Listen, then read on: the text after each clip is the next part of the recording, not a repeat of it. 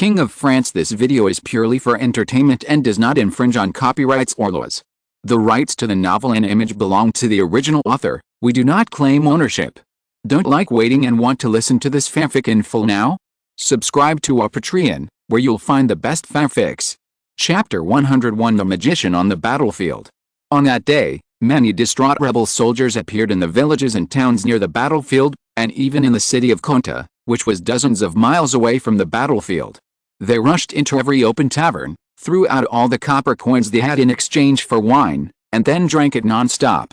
It seemed that in this way, they could suppress the fear in their hearts with a little alcohol they made from their own wine, which was like horse urine. People asked them curiously what happened. Where was the main force of the rebels? Where was Colonel Donald? Whenever people around asked such questions, these soldiers would tremble like frightened sparrows, look around in fear, and then tremble and tell what happened. They would say, it was the devil, the blue devil, led by a bloodthirsty demon, who devoured the entire army alive. They would also say that the demon had magic that could make the entire army disappear out of thin air in the field, and then suddenly jump out again. They would even say that those blue demons, each holding a cannon, liked to fire at people's faces, and in the blink of an eye, the good army was left with only the unlucky people with missing arms and legs. Some people even asserted categorically, no matter how many armies there are, they cannot defeat such a demon army. The whole of Conta is doomed. Even if the Pope in Rome comes, it will be useless. Under the exaggeration of these people, the entire Conta region trembled in fear. Those who had thrown stones at the patriots quietly prepared tricolor flags at home. In order to make the tricolor flag, the blue and red cloth in Conta were all sold out. Of course, there were some rational people among the defeated soldiers. They described the matter like this: you know, the leader of the National Guard is a hero of the 7 Years' War and has won the Legion of Honor. I saw it with my own eyes, such a big cross. It is said that he won this honor by seizing 6 Prussian flags in Prussia. Gradually, the commander of the National Guard who came to quell the rebellion had many scary titles, such as the Prussian flag collector, the god of war of the Bastille, and so on. Some even praised the commander's ambush that wiped out all the rebels, and gave him a resounding name, the Magician of the Battlefield. No one remembered that not long ago, they still laughed at him contemptuously for being the son of a leatherworker. The entire Conta parish was trembling and waiting for the famous son of a leatherworker to come and ravage the rebellious area with the power of victory. They didn't wait too long. On the 3rd day of the war, and Ning's troops finished cleaning the battlefield. There was no other way. There were too many things. And Ning had less than 2,000 people in total. There were so many corpses on the battlefield that it would take a whole day to bury them, not to mention the careful search for spoils. After cleaning the battlefield, everyone in Ning's small unit carried 2 guns on their backs. The scene looked quite strange. While cleaning the battlefield, Christina's cavalry wandered around to get information. It seemed that there were no more organized rebels in the entire Conta area. So Ning decided to march into Conta city after cleaning up the battlefield and collecting the spoils that he had finally obtained. After all, his troops had won a victory, so they couldn't sleep in the stables anymore. There were so many monasteries in Conta, so they had to build one to rest properly. Anyway, according to the decree passed by the National Assembly, all the church's property had been confiscated, so the churches in the Conta area were naturally all the property of the National Assembly. What's wrong with our National Self-Defense Army managing them on their behalf? Having made up his mind, Ning marched towards Conta city early in the morning. Walking on the road, Ning listened to the march played by the military band, and suddenly felt that his troops were still missing a chorus song when marching. Generally, troops with high morale would sing some songs when marching, such as eat the heart of the cabbage when eating vegetables and fight the new 6th Army when fighting, and cross the river with high spirits and high spirits. His troops just walked and listened to the music played by the military band that sounded like the music of the young pioneers' drum and bugle corps somewhere, which was a bit uncomfortable. Unfortunately, the Marseillaise has not been created yet. When Ning set out from Paris, she even looked for composers to create a new Marseillaise, but failed. There are really no good songs to sing now. It is impossible for Ning to start by herself and say the Internationale must be realized. Isn't that too early? Ning was riding his horse, thinking about these things. Christina and Clarisse ran over from a distance and saluted him. Report to the captain, there is no trace of the enemy all the way to Conta.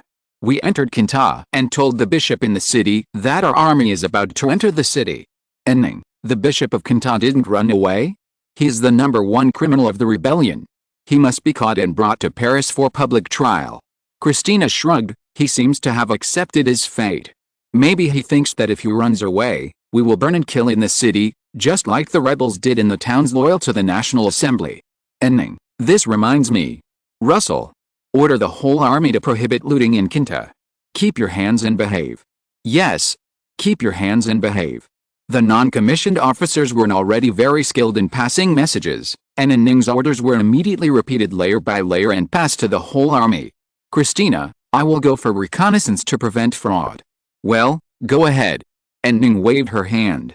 Christina and Clarice turned around and ran. After this period of running in, the cavalrymen were already accustomed to the reconnaissance mission, and they would no longer shout about killing generals and seizing flags like they did at the beginning. A few hours later, the city of Kolta appeared in front.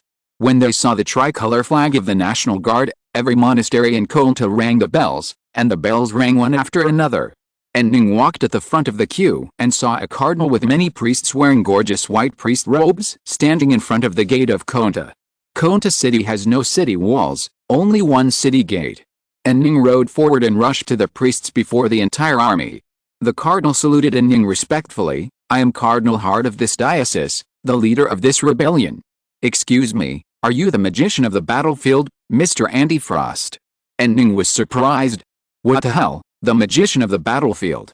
Me? Isn't this the name of Yang Weili? This name is not auspicious. Yang Weili died after a gunshot to the aorta in his leg. Don't call me that. Hello, Your Excellency the Bishop, what kind of magic is that? You are flattered. And Ning paused and went straight to the point. I have been ordered to suppress the rebellion. In addition to you who have just surrendered, who are the leaders of the rebellion? Hart pointed to the people next to him and said, all the bishops of the entire diocese are here. We are the leaders. We will bear the responsibility. Please don't bring disaster to the people of Kolta. And Ning thought to himself, not bad, quite honest. Don't worry, we are a civilized army, not bandits like the rebels. And Ning paused, however, we need a base, so please vacate the most luxurious monastery. Chapter 102 Kolta's new master. The cardinal named Hart asked tremblingly, do you want the monastery as a residence? And Ning, why do you care about me? According to the resolution of the National Assembly, all church properties are now the property of the National Assembly. Before the arrival of the special envoy of the National Assembly, all church properties will be managed by us. As for when the special envoy of the National Assembly will come, it depends on when Ning applies to the National Assembly in Paris. If Ning does not apply, he will be the special envoy of the National Assembly. Hart's mouth twitched, but the National Self-Guards who had just won a great victory were so aggressive that he did not dare to say much. Well, the largest monastery here is the St. Martin Abbey. What about the most luxurious one? And Ning asked again. It's also St. Martin. Okay, that's our residence, take us there.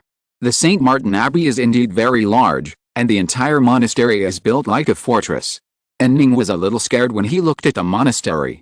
He thought that it was fortunate that the rebels were defeated in the wild, otherwise the rebels would retreat and occupy the monastery, and he would have no way to deal with it. Now it's good. This big monastery is the barracks of the National Guard. And Ning was led by Bishop Hart and walked around the monastery. He was very satisfied. Okay, this monastery is good. The priests and choirs in the monastery should get out, and you are not allowed to take away the religious instruments in the monastery. I know you have a lot of expensive things, such as the gold and silver vestments you are wearing now. These are all the property of the National Assembly. As soon as Ning finished speaking, Russell stepped forward. You, take off your clothes. Hart, take it off now. I didn't ask you to take off your priest's clothes, take off the vestments on your body. Lieutenant Russell said bluntly. Bishop Hart's group of priests are now wearing a white smock similar to a bulletproof vest. The smock is covered with the gold and silver, which looks very expensive. And Ning watched with satisfaction as the bishop took off his smock, and then ordered Russell, organize people, break into the nearby monasteries, and rob all their gold and silver. No, confiscate them all and transport them to the cathedral we just visited. From now on, those are the property of the National Assembly. After moving the things, seal up the monasteries. Those properties are also the property of the National Assembly. When Paris sends a trustworthy bishop, hand them over to them for management. Russell, yes. Executed immediately. After speaking, he saluted, turned around and left with his men. Hart looked pale. You have sealed up all the church properties, what should we priests do? This is the direct jurisdiction of the Pope, with thousands of priests and monks. You have sealed up all the monasteries, where should we live? And Ning was troubled when he heard that there were so many priests. He originally wanted to send the masterminds to Paris, and then publicly try the remaining priests to see who participated in killing patriots, and then let them pay with their lives. But Ning did not intend to massacre so many people at once. His original idea was to hang dozens of them and be done with it. When he heard that there were so many priests, he was stunned. He would feel guilty if he massacred so many priests. And Ning was essentially a good man. If he didn't massacre them, and let them run to the countryside, fool the villagers, and another wave of uprisings would rise up, he would really unbearable. And Ning felt that he could win mainly because of good luck. He slapped his head and thought of a strategy that actually worked. He didn't want to try it again. After thinking for a long time, Ning suddenly had an idea. By the way, the church has a lot of land, right? Free all the serfs you hired and let the priests work in the fields. You should reflect on your sins while working. Hart was dumbfounded. What the hell? You want us to farm? We are priests certified by the Pope of Rome. Ning sneered. Huh? The Pope? How many divisions does the Pope have? Hart was shocked by the domineering aura Ning exuded when he said this. He hesitated and replied, probably, not even a division. So don't think too much, go to the church's farm. No, it's the National Assembly's farm now, farm well, and reflect on your mistakes.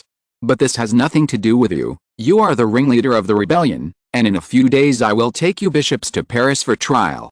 In this way, the blue-clad National Guard settled down in the Abbey of St. Martin.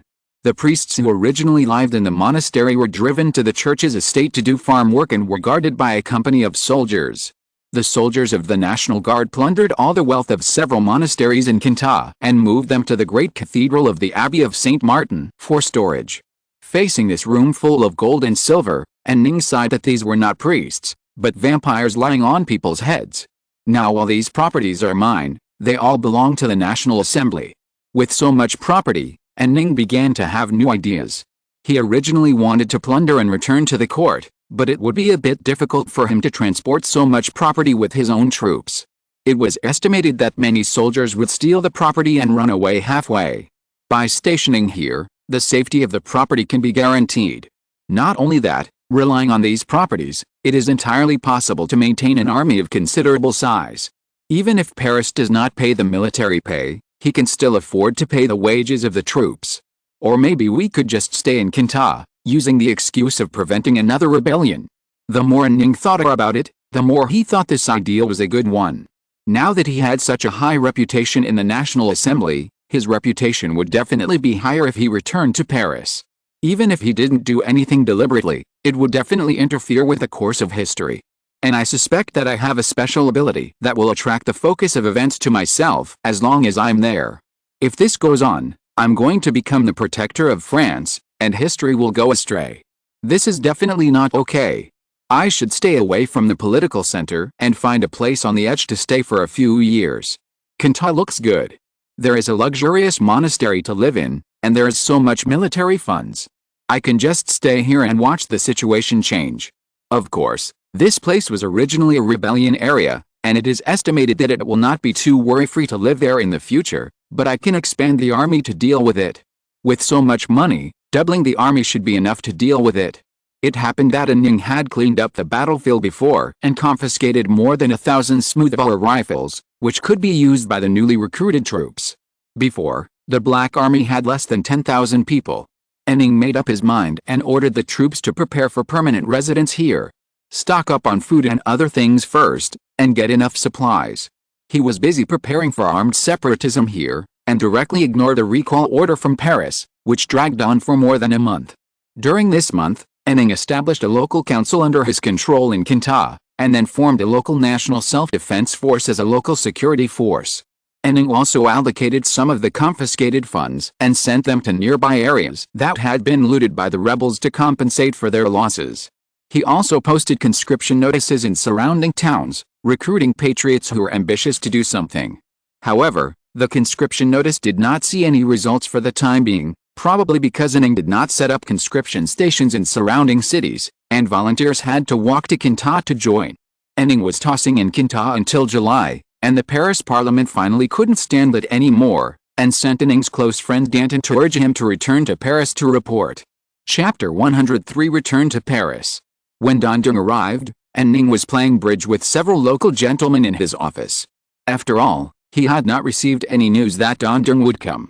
After the attendant knocked on the door and came in, he said to Ning, "Commander, there is a gentleman from Paris, who says he is your friend." And Ning frowned. "I have many friends in Paris, which one is it?" "It's this one." Danton's voice made Ning look up. "Danton." And Ning was overjoyed, threw down the bridge and said to several local gentlemen, "Let's stop here today, the distinguished guest from Paris is here, I need to find the distinguished guest." Several gentlemen nodded, stood up and said goodbye to Ning. After they left the room, Danton asked, "Who are these people?" "Oh, they are local grain and cloth merchants," and Ning waved his hand. "I gave them the title of members of the National Assembly and brought them into the local parliament. You know, my troops have to stay here permanently, and they can't do without their support." Danton was shocked. "You still want to stay here permanently? The whole of Paris is waiting for your triumphant return. Everyone wants to see the great hero who defeated 20,000 enemy troops with more than 1,000 people." "And Ning, 20,000 enemy troops? God knows, the rebels in Kinta added up to less than 10,000.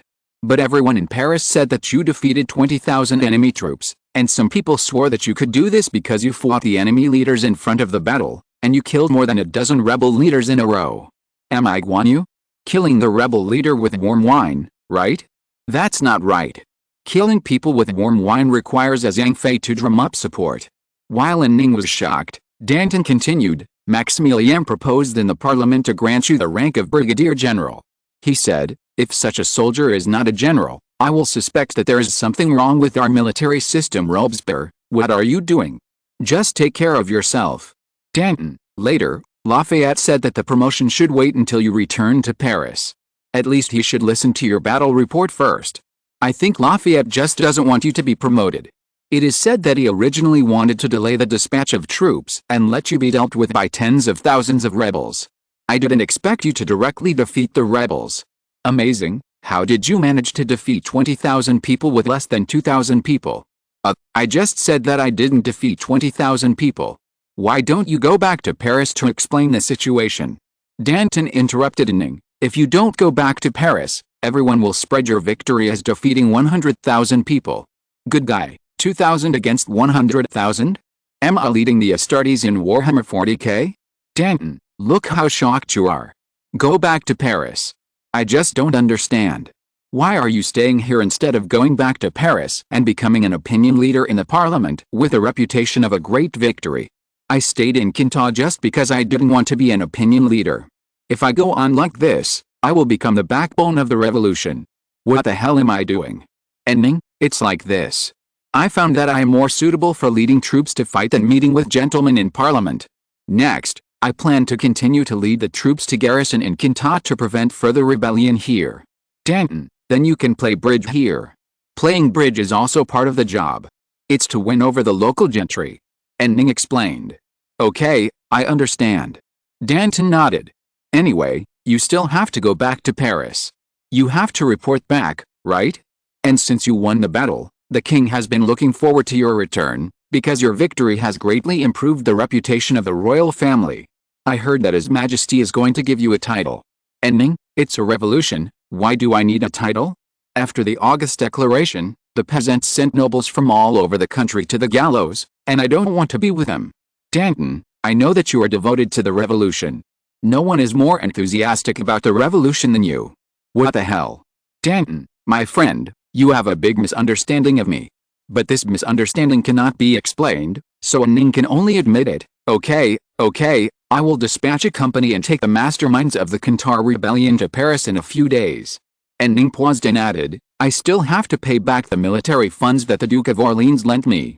And Ning certainly remembered the 10,000 crowns of silver coins that the Duke of Orleans gave him. He was going to pay the Duke 20,000 crowns. Anyway, and Ning is rich now, with a whole cathedral of gold and silver treasures. Danton, that's great, then I'll stay here for a few days, just in time to play bridge with you. A few days later, the troops returning to Paris were decided, and Ning selected a company of infantry and all the cavalry to form a large force returning to Paris. The rest of the troops stayed in Quinta, led by Lieutenant Russell. Danton was shocked when he heard the arrangement. Russell? Isn't he the bricklayer you promoted? Are you really going to let him lead the entire army? And Ning responded, what's wrong with a bricklayer? I'm still a leatherworker.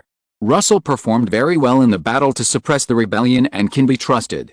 Danton, well, you are the military god who just won a great victory, the magician of the battlefield, you have the final say. And Ning, why do you call me the magician of the battlefield? I went to the tavern to drink yesterday and heard the locals call you that. I think this name is good and suits you very well. You defeated 100,000 people with 2,000 people, I mean, 10,000 people, it really is like magic. And Ning could only shake his head. Another day passed, and the preparations for returning to Paris were completed. The troops gathered at the gate of the monastery. And Ning prepared 2 prisoner cars, which held Quinta's former cardinals and the abbots of various monasteries. Christina led the cavalry girls in front of the prison car, and a company selected by Ning was behind the prison car to support the formation. As for Ning himself, he rode a large white horse at the front of the team, and Danton rode beside him.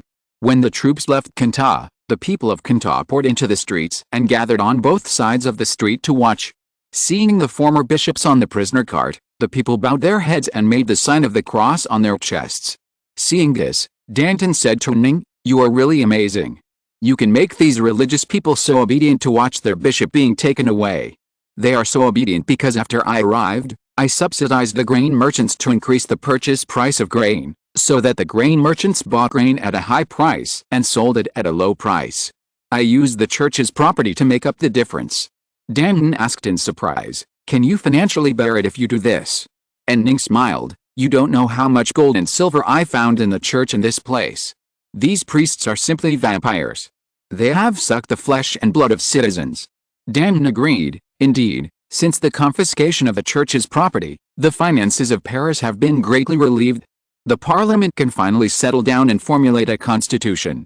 Everything will develop in a good direction next. In my opinion, the revolution will end soon. And Ning, who has read the historical script, chose to remain silent at this time. At this time, a breeze blew from behind, bringing the military song sung by the infantry troops walking behind. Danton turned his head and listened for a few seconds, then asked Ning, what's the matter with this song? Chapter 104, Gentlemen of Paris. And Ning, oh, I think it's not good for the troops to always sing military songs praising the king. After all, we are the National Guard, not the king's army. So I made up a military song on the spot. The military song Ning made was copied from the 3 disciplines and 8 points for attention of later generations. The melody of this song is easy to remember, and the troops can be taught after teaching it a few times. The content of the lyrics can also strengthen the military discipline of the troops and promote it to the locals. There is no more suitable military song than this. The only problem is that the melody of this song is the melody of the marshal's training song when Yuan Shikai trained his troops at Zayazan. It is said to be the German military song, the training song of Kaiser Wilhelm. Using a German military song on French soil always has a taste of black humor. Danton listened quietly for a while and suddenly laughed. It's really good. Although the melody is a simple one without any skills, it is catchy and easy to remember. And Ning smiled and said, that's right. It only took me one afternoon to make the whole army know this song. The content of the song is not bad either. It emphasizes the importance of discipline and the source of the justice of the national army. You are a genius. You can come up with such a good thing. In fact, it was mainly because I couldn't handle the Marseillaise. I could only hum the chorus and didn't know what the lyrics were. Otherwise, would you believe me if I composed the Marseillaise for you? Danton, by the way, what's the name of this song?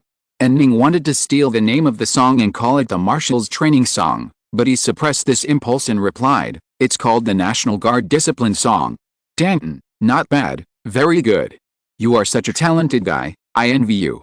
I really think you shouldn't run to Guard Quinta, you should be in Paris, the National Assembly needs you. And Ning smiled awkwardly but politely, I'm running away because the National Assembly needs me so much? Danton sighed and said, but the decree that the parliament is going to announce next will definitely cause a stir across the country. Conservative areas like Kinta really need a strong man like you to guard it. And Ning raised his eyebrows and thought, no way, is the clergy law going to be passed? The clergy law in the French Revolution is a very radical law, requiring all clergy in France to swear allegiance to the country.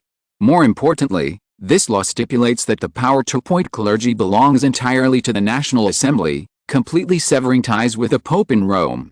Priests who refused to accept the clergy law would be regarded as traitors, arrested and executed. This bill directly caused the division of France, and conservative people were directly pushed to the opposite side of the parliament. In addition, after the revolution, the revolutionary upstarts rose too quickly, and a large number of contradictions accumulated in the process. All these contradictions broke out under the intensification of this decree.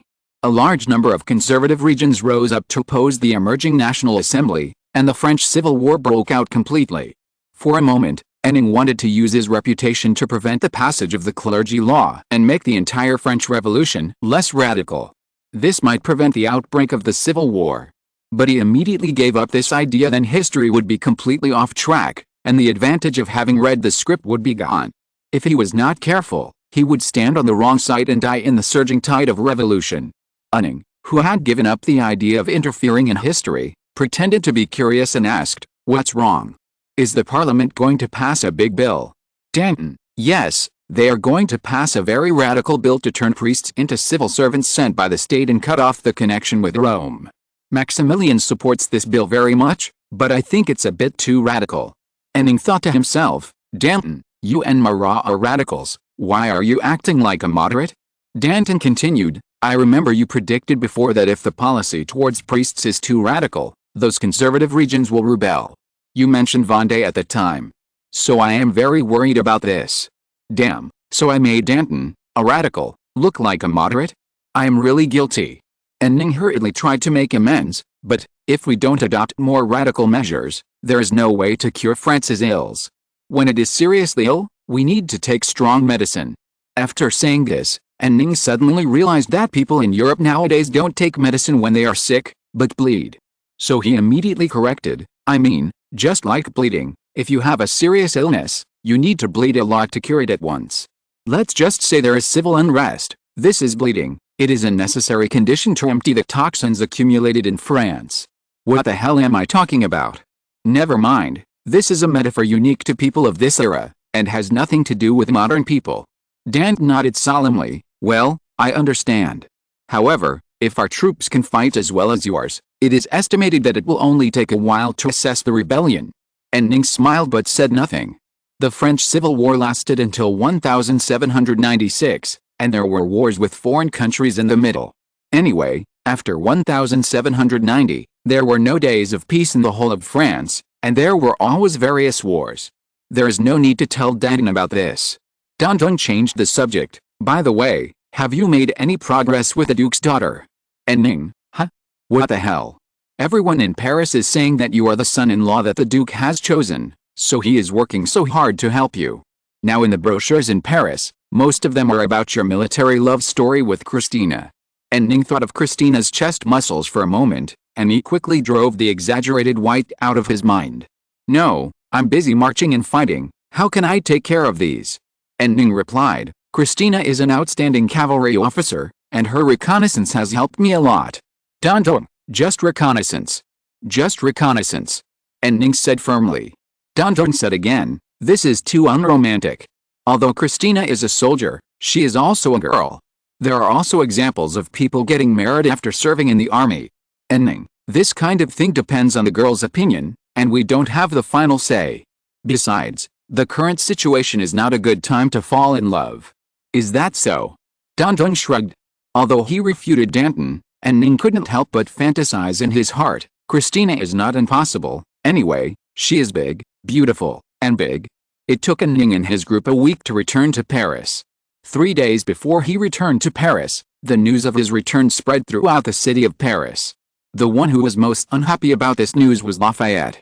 That day, Lafayette was in his study, smoking a cigarette in a depressed mood. The mayor of Paris, Bailly, sat on the sofa used for reception and lit his pipe leisurely, I wanted to take this opportunity to destroy his reputation, but now he has returned with honor. After his speech in the National Assembly in a few days, he will probably be promoted to Brigadier General. By then, I'm afraid he will have to be given the title of Deputy Commander of the National Guard. Lafayette was amazed. Who would have thought that he could defeat so many rebels?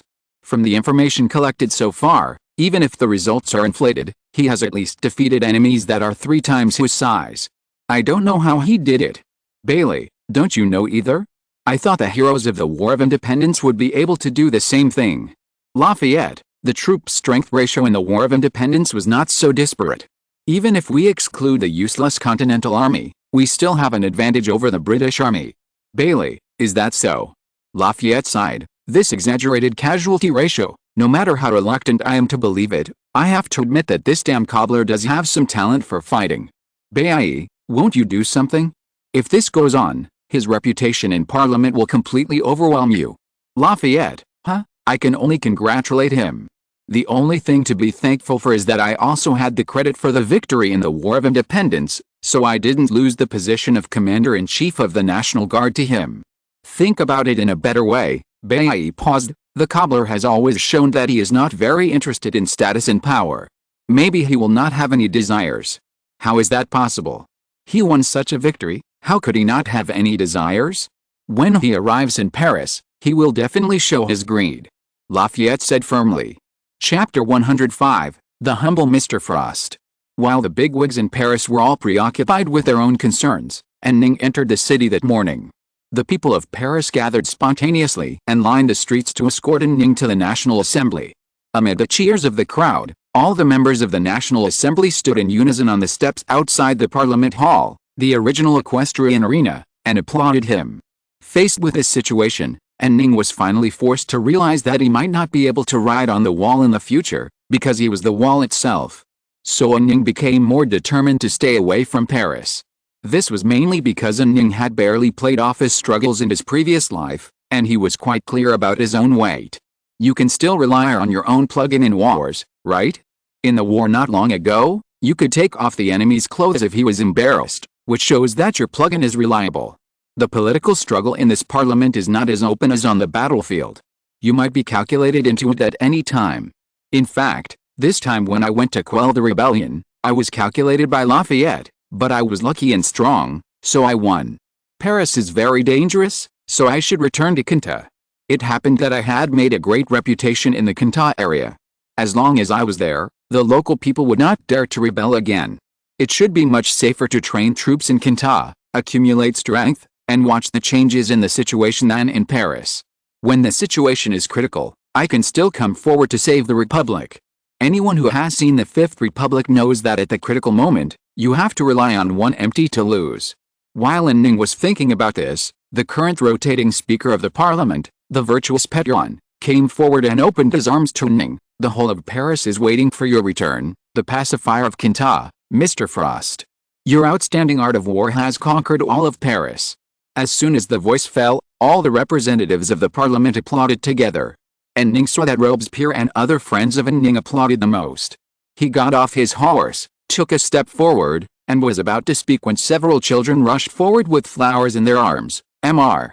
Frost, this is for you. And Ning took the flowers and turned to hand them over to his adjutant, Sergeant Kent, whom he brought back this time. This sergeant was also a member of Ning's original artillery unit.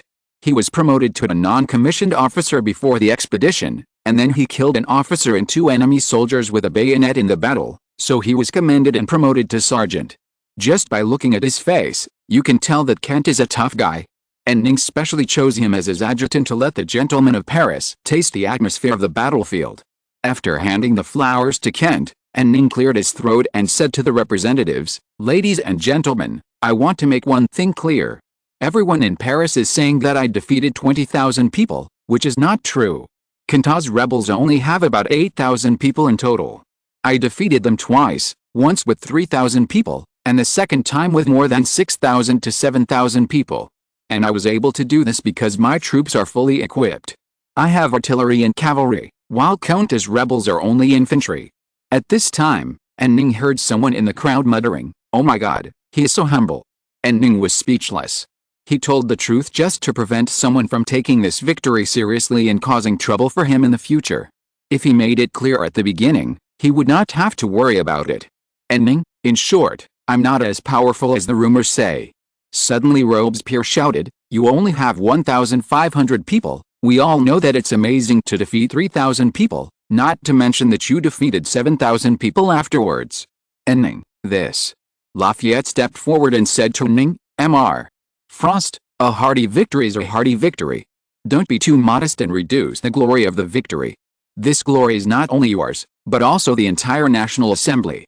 And Ning was shocked. Lafayette said, not only yours, but also the National Assembly. He quietly put Ning's personal glory on the head of the entire National Assembly. It seems that I have become a thorn in the eyes of this hero of the War of Independence. If I stay in Paris, I will definitely be calculated by Lafayette again. At this time, Pétion also said, humility is a virtue, but we all know that you have accomplished unimaginable miracles of war. You are a great military strategist. Good fellow, I just ambushed a wave and became a great military strategist. As he said this, Pétion turned his head and glanced at all the members of the National Assembly, and said loudly, I propose that Mr. Frost be the commander-in-chief of the Paris garrison in the future.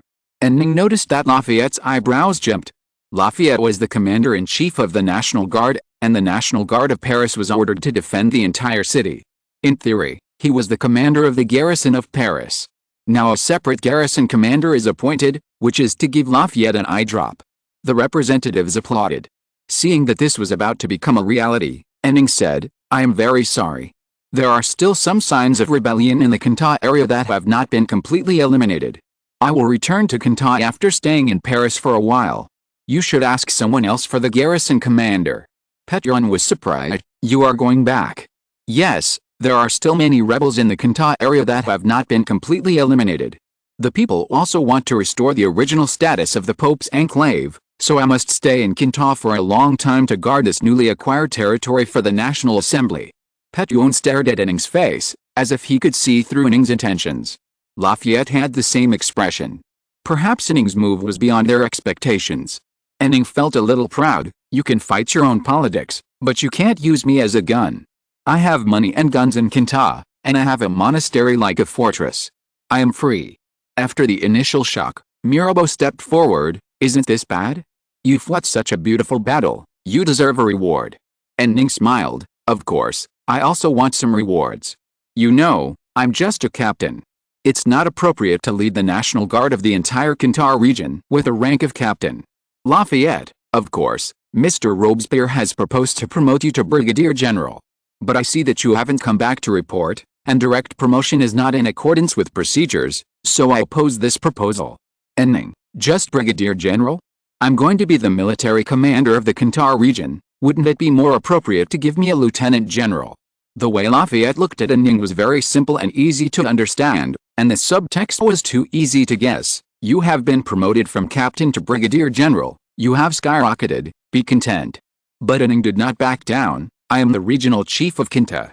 Lafayette, okay, as long as the National Assembly votes to pass it, there will be no problem. Pétion, wait a minute, it's not a good idea for us to stand in the sun and talk about business. Let's go in first. Ning nodded, okay, and I have also sent the mastermind of the Cantal rebellion. They are waiting for the trial of the parliament. Oh, the mastermind. Mirabeau seemed to have just remembered this. Yes, he needs to be tried. Obviously, no one had paid attention to the trial of the mastermind of the rebellion before. Chapter 106 Cavalry Regiment Super Double. Ning entered the hall and immediately went on stage to give a speech. He basically repeated what he had just said, and then exaggerated that the situation in Cantal was very dangerous. Those who tried to maintain the previous system continued to be an enclave controlled by the Pope, so they had to maintain a military presence in Cantal, etc. Ning thought that he could vote after he finished speaking, but after Pétion and Lafayette whispered a few words, he stood up and said, Does anyone have any opinions on the appointment of Mr. Frost? You can come on stage to speak. Lafayette did not go on stage immediately, but a priest representative named Watt went up and said something like it was best not to offend the Pope and it was best to postpone the matter of taking back the Pope's enclave in France. The representatives were indignant and shouted, Traitors, get out. However, according to the resolution passed last year, The personal rights of the representatives were supreme and inviolable, so Priestwood still stubbornly finished his speech on the stage before being asked to leave by Patient. Then, Lafayette slowly came on stage. "Gentlemen," Lafayette began, "Kinta's situation may indeed be critical, but it can be predicted that there will be no large-scale rebels in Kinta for a long time. It is obviously a waste of talent to put a war genius there. I still support Mr. Petron's proposal to let him serve as the garrison commander in Paris. As for the rank, I think it would be good to raise it to Major General, one level higher than Brigadier General." And Ning frowned. Lafayette had just frowned at the fact that he was the garrison commander, so why did he agree to it so suddenly? This change was full of conspiracy. Danton beside Ning also whispered, "Why would Lafayette support you to be the commander of the Paris garrison? Would that take away half of his power? Just to reduce your rank to Major General? Is it worth it?" In French military ranks, Lieutenant General and General are honorary ranks, awarded to people with military merits, and the troops they actually command are similar to those of Major Generals. At this time, the Major General of the French Army can already command a corps, and a corps is generally responsible for a strategic direction. For example, the most famous Italian corps. There was no larger military organization structure for the Lieutenant General to command, not to mention that in this era, due to the limitations of communication and organizational capabilities, being able to form a corps was already the limit. The size of the army group, or even the army group, only existed after the great development of communication technology. Therefore, Lafayette actually did not need to give up half of his power in order to reduce Ning's rank from Lieutenant General to Major General. There must be some subsequent conspiracy. Anyway, Ning was determined not to step into the trap. He muttered in his heart, "Lafayette, you gave me the garrison commander and the rank of Major General. The garrison commander corresponds to the security commander, and the Major General corresponds to the junior general. You want me to become a full junior general in Paris. Have you seen the Fifth Republic? Aren't you afraid that I will give you a surprise on December 12th this year?" However, Ning has a problem in launching a coup now. There are too few capable people under him. The performance of the several grassroots officers promoted by Ning is actually quite average. Ning really has no one to use, so he promoted them. In the Fifth Republic, the junior general has Su Sanshao and Su Heping and other capable people under him. If he really wants to do it, Ning has to strengthen the team first. Forget it, it's too troublesome. I'd better continue to work hard in Nanyang, survive in troubled times, and not seek fame and fortune among the princes. In order to achieve this goal, I'll go to Kinta." After Lafayette finished speaking, Ning was about to refute, but Robespierre stood up first. He strode to the podium, pushed his glasses, and then scanned the entire venue. "Ladies and gentlemen, I'm afraid no one knows the situation in the Kinta area better than Frost. Frost believes that it is necessary to continue military pressure, and that must be forced by the situation. Think about it, Frost is concerned about the constitutional cause. How could he stay in a remote place and not participate in the formulation of the Constitution? He must have noticed something and had to stay there." Ning nodded repeatedly. "Yes, that's right. I must have discovered some signs that I didn't notice myself, so I chose to stay in Kinta." Robespierre said something else, probably repeatedly emphasizing the need to trust the judgment of the frontline commander, and then he left amid applause. Looking at Robespierre walking towards this side, Danton whispered, "He said so much without a manuscript, which is quite unexpected. Usually when he speaks, he must have a manuscript, and the manuscript has to be revised many times. He may have been preparing for the speech since the night before. Ning, after all, he is Maximilian, and he is such a meticulous person. Now everyone calls him the Incorruptible." Danton said, "You didn't know it when you went to war." Ning thought to herself that I knew it a long time ago, even before I knew him. Ning, I don't know. But it really suits him. Robespierre came back and said to Ning, "I guess those who are unhappy with Lafayette will be confused now, because they originally wanted you to check Lafayette and keep you in Paris. Now that Lafayette has made the first move, they are probably confused." Danton, "So you went up and spoke and gave them reasons to oppose Lafayette's decision?" Robespierre, "No, those who oppose Lafayette will oppose Lafayette's proposal out of inertia. I am trying to win over the swinging centrists, which are now called the Plains." Robespierre said, pointing to the group of people sitting on the flat ground in the middle of the meeting room. Then several people came to the stage to speak. Most of them copied Robespierre's speech exactly. Then Patient came to the stage and announced the start of the vote. Half an hour later, Ning was elected as the National Assembly's Special Commissioner for the Kanta region with a slight advantage, but the rank was only agreed to be given to Major General. Ning was very satisfied with this result. In fact, he wanted the rank of Lieutenant General because he followed Lu Xun's theory of lifting the roof. To open a window, he first proposed to lift the roof, and then people compromised and agreed to open the window. After the vote, the meeting was almost over and it was time to adjourn. Bailey, Patient, Mirabeau and Lafayette came to Ning together. His Majesty the King wants to meet the hero of Kinta. Ning, what are you waiting for? Let's go. In fact, according to reason, the first person you should meet after suppressing the rebellion is the king. Unfortunately, the king's status is not as high as before, so Ning came to the parliament first. The Tuileries Palace where the king lives is just next to the meeting place of the National Assembly, just a few steps away. Louis V and Queen Marie were already waiting for Ning in the audience room of the Tuileries Palace. As soon as he saw Ning coming in, Louis V stood up from his seat, took a few steps forward and shook Ning's hand. You fought very well. Ning, the cavalry team sent to me by His Majesty played a very important role. Without their reconnaissance, I would not have been able to achieve such great results. Louis V was very happy when he heard it. Really? It seems that the girls performed very well. After that, Louis V looked back at Queen Marie, and then said to Ning, by the way, I heard that you were appointed as Kinta's military commissioner? Damn, does the king know about what has just been decided? And Ning glanced at Mirabeau. He knew that Mirabeau was the secret advisor of the king and queen. Mirabeau looked as if nothing had happened. And Ning, yes, I have indeed been assigned to Kintat again. Louis V, is that so? As a local military commander, it is definitely not enough for you to have such a small force. How about this? I have discussed with the queen, and I will hand over the entire guard's knights to you. In this way, you will have a complete cavalry regiment. And Ning was shocked. The guard's cavalry regiment? Those are all unmarried noble ladies sent here. Your Majesty, if you send such a female army to me, I will have wrong thoughts. Then Ning noticed the queen's expression. Wait, it looks like the queen has an expression of success? And Ning thought about it and understood. The queen wants to maintain control over the troops under Ning's name. A cavalry regiment is placed here. If the royal family does something in the future and Ning does not respond, the cavalry may mutiny. This Queen Marie is a little smart.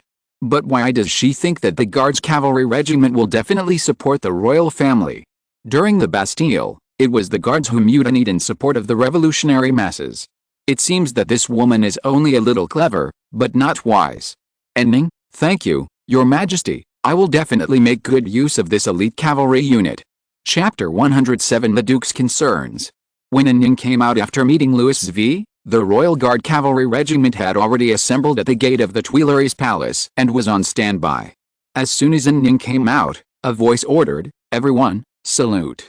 So the girls drew their swords together, raised them to their chests and saluted. You know what, they were still very imposing, and did not seem weak just because they were all women.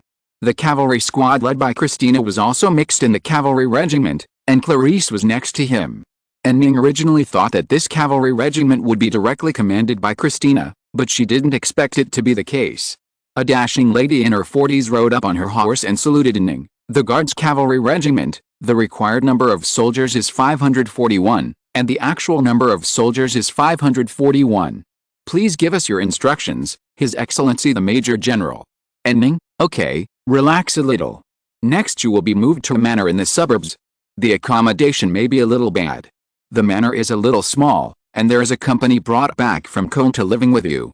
You have to be patient. In Konta, we can provide you with a special monastery to stay in. You don't have to worry about this. The lady saluted, I understand. Thank you for your concern, Commander. And Ning, what is your name, Miss Captain? I am Valerie de Oliver, daughter of Earl Oliver. And Ning nodded, Captain Oliver, I look forward to your guidance in the future. I dare not. You are the magician on the battlefield.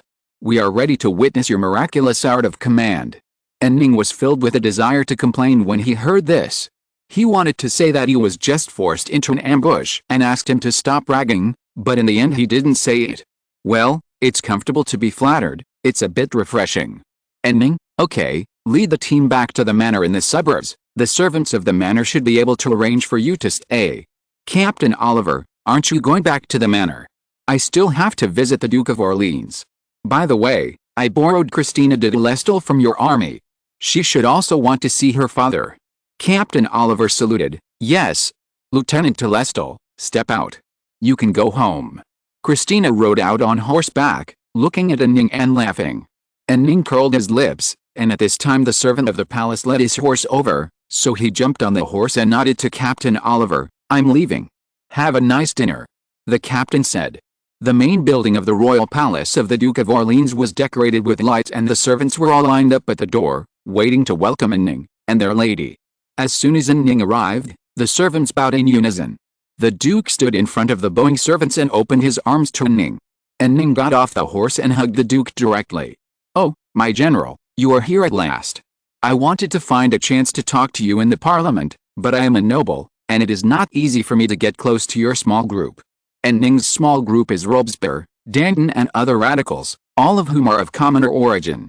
The Duke himself is a moderate, and then he is a great noble, so it is indeed not easy for him to enter this group. Apart from anything else, the Duke's appearance is two different styles from Robespierre, who always wore an old green coat. The Duke continued, because of sponsoring your anti-rebellion operations, my reputation in Paris has skyrocketed in the past few months. Everyone says that you are my retainer, and some even say that you are my son-in-law. I think why not just? Christina is a little older, 29, but she still looks good. Dad? Christina, who followed, blushed and said coquettishly. Okay, let's not talk about this. Come, go inside and eat. You are marching and fighting outside. There is nothing good to eat, right?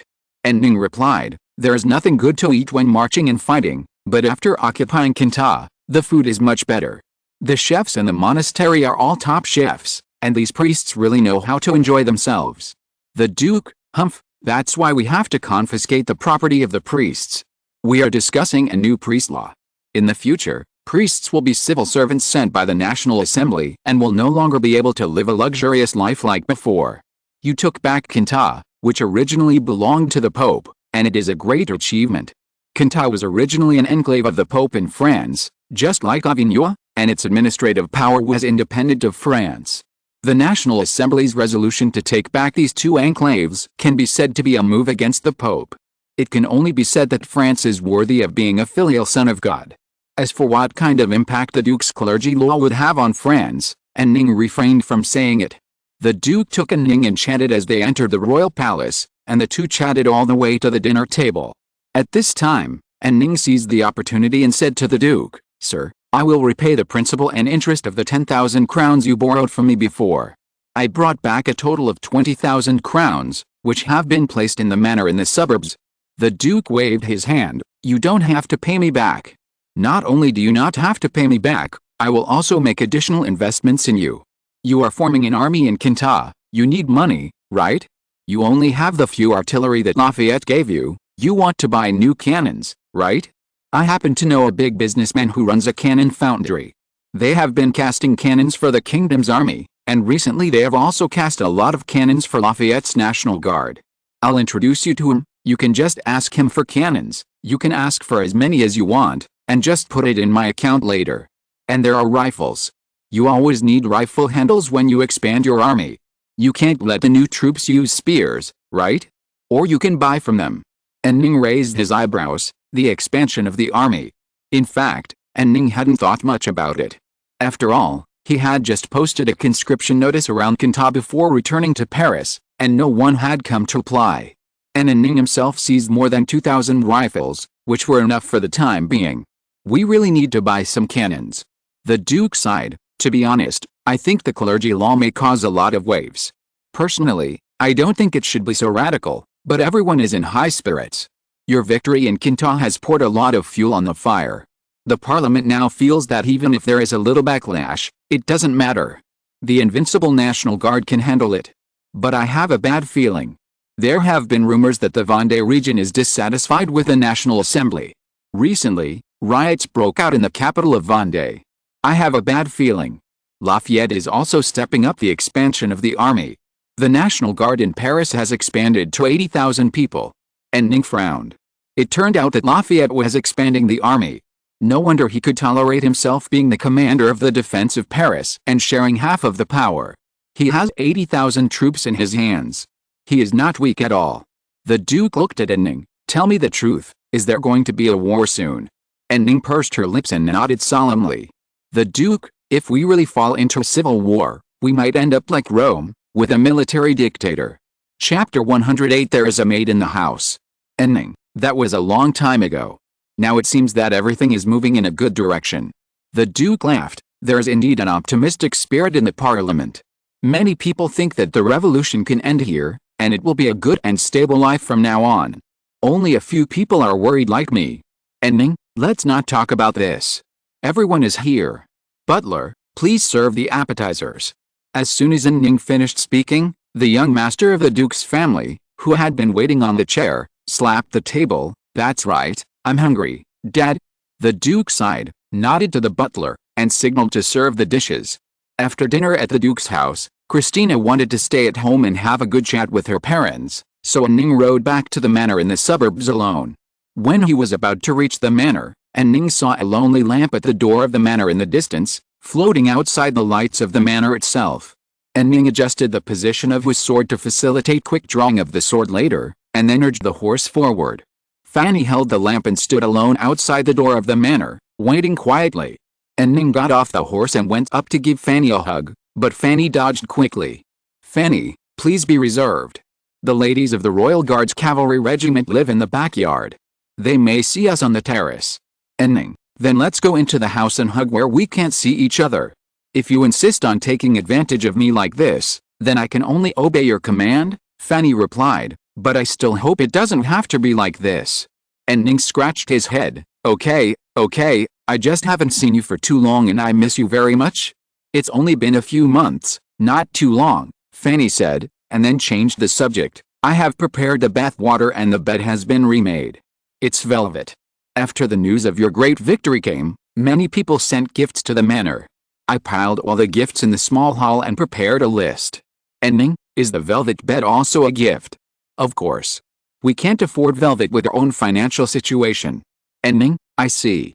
By the way, you should make some preparations. We should move to Conta and live there for a long time.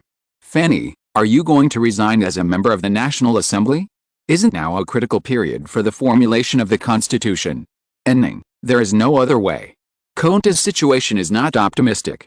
So I became the military commissioner of the Parliament de Conta, with full authority to handle Conta's affairs. Is this a promotion or a demotion? Fanny asked curiously. Of course I was promoted. I became a junior general, no, a major general. Ning replied. Fanny, but I heard before that you might be the commander of the Paris garrison. Who said that? Everyone said so, and some people said that you would take half of Lafayette's legion. No, anyway, you should start preparing to move to Conta tomorrow. Fanny nodded. Okay, I see. Do you live in a manor in Conta as well? No, you live in a big monastery. Because it's a monastery, there is no manor garden, so you don't need to bring gardeners or anything like that. Fanny, monastery? Is it the kind of monastery that is like a fortress? Yes, it is the kind of monastery that is like a fortress. I see. Fanny nodded gently. Let's not talk about this, let's go into the house. By the way, there is something very important that I haven't said yet, young master, welcome back. Ning nodded. Well, I'm back. In the next few days, Ning's manor had guests one after another. The Duke said he would introduce a big merchant who cast cannons to Ning, and the next day the merchant came with the Duke's letter of introduction. Ning bought 100 of the latest 8-pound cannons at once, and also ordered about 4,000 flintlocks and 1,000 rifles with rifles. The merchants were shocked by the order for rifles, because only the elite hunters of some countries would use this rifle with rifles. This rifle is much more accurate than a smoothbore rifle and has a longer range, but it has a fatal flaw. Now it is muzzle-loaded, and in order to maximize the advantages of the rifle, the bullet and the inner wall of the barrel must fit tightly. Therefore, the loading of the rifle is very slow, and a small hammer must be used to knock the rod hard to finally press the bullet into the innermost part of the barrel. Because the firing rate is too slow, the advantage of the rifle's accuracy is offset. In addition, the rifle has to be manually planed out with rifling, so the production is very slow and the cost is expensive. Therefore, The rifle is classified as an auxiliary weapon, and is generally given to hunters or skirmishers to harass the line infantry battalion. And Ning ordered 1,000 rifles at once, which shocked the merchants. But no one would refuse a business that comes to their doorstep, so in the end the merchant agreed with Ning that the rifles would be delivered in batches and that the production would be gradually completed in the next 2 years. When the merchant left the manor, his face was filled with joy, and it was obvious that he was very satisfied with the deal. And Ning was also very satisfied. After all, he didn't have to pay for it himself, but the Duke paid for it. It was great that he was generous to others. In fact, what Ning wanted most was the Austrian Landowner air rifle. At that time, Austria had a kind of air rifle hunter, which once caused great trouble to the French army on the battlefield. It is said that many French troops privately did not allow air rifle hunters to surrender, and they would be killed if they were caught. It was a pity that the merchant frowned as soon as Ning made the request. Landowner air rifles are very expensive. Even in Austria, only the Royal Guards have a small amount of equipment. I can get a few for His Excellency the Major General and let the Major General's guards equip them. It is unlikely to arm the army. In this way, Ning had to give up the idea of getting an air rifle unit. Ning had such an idea because when he was playing Total War Empire, he used Austria's favorite soldier, the air rifle hunter, and achieved a very high casualty ratio. In addition to the merchants who came to sell guns and cannons, most of the people who came to Ning's manor came with gifts, and some even brought their own daughters. Ning is still unmarried, and he has become a hot commodity in Paris. Many former noble families want to marry their daughters to this former son of a leatherworker. Fanny complained bluntly, the nobles who come to sell their daughters look like old farmers selling livestock at the market. At most times, the host's living room can be filled with a dozen noble ladies, and it is as lively as a market. Ning did not think about taking the opportunity to marry a wife, which can be regarded as fulfilling his obsession in his previous life. It's a pity that for some reason, the ladies in Paris have recently become very fluffy and have big hair. Ning wanted to complain when he saw the big hair, and he lost his desire. So in the end, Ning didn't like anyone. Just like this, a week passed, and the first anniversary of the Bastille was approaching. The Parliament has designated this day as Revolution Day and renamed the original Louis XVI Square to Revolution Square. After the Bourbon Restoration, it will be renamed again to Place de la Concorde. The Parliament decided to hold a grand celebration at the Revolution Square on July 14th. If you're listening to this novel on a channel other than Fanfic World, it means they downloaded and uploaded it without effort. We cordially invite you to visit our channel, Mundo Fanfic Novelis. There you'll find the original version of this story, and you can explore many other novels of various genres. We're waiting for you to immerse yourself in a world of incredible novels. Chapter 109, Who is the Lion of the Bastille? July 14th, a large number of citizens gathered at the Revolution Square early in the morning. At 8 o'clock, Lafayette's National Guard entered the square and cordoned off a large area in the middle of the square as the area for the ceremony. Starting at 9 o'clock, more and more citizens gathered, and the area outside the area cordoned off by the National Guard was already full of citizens. At this time, Ning also led his troops to the Revolution Square. Some people saw that the person riding a tall horse in front of the troops was Ning, and then they shouted, "It's the hero of Versailles." Someone immediately corrected him, "Asshole, what hero of Versailles? It's the hero of the Bastille, the battlefield magician of Quinta." Ning pretended not to hear the voices of the crowd, but his expression had betrayed him. In fact, he was quite pleased to hear the crowd praise him like this.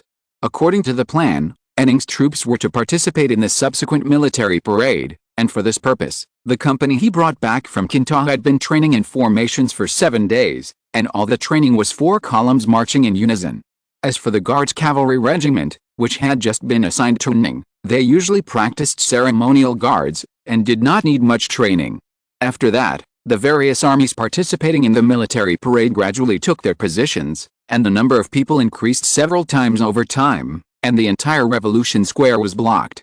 Many of the people wore red liberty caps, so from Ning's perspective, the whole square was red, making him feel like he had returned to his homeland.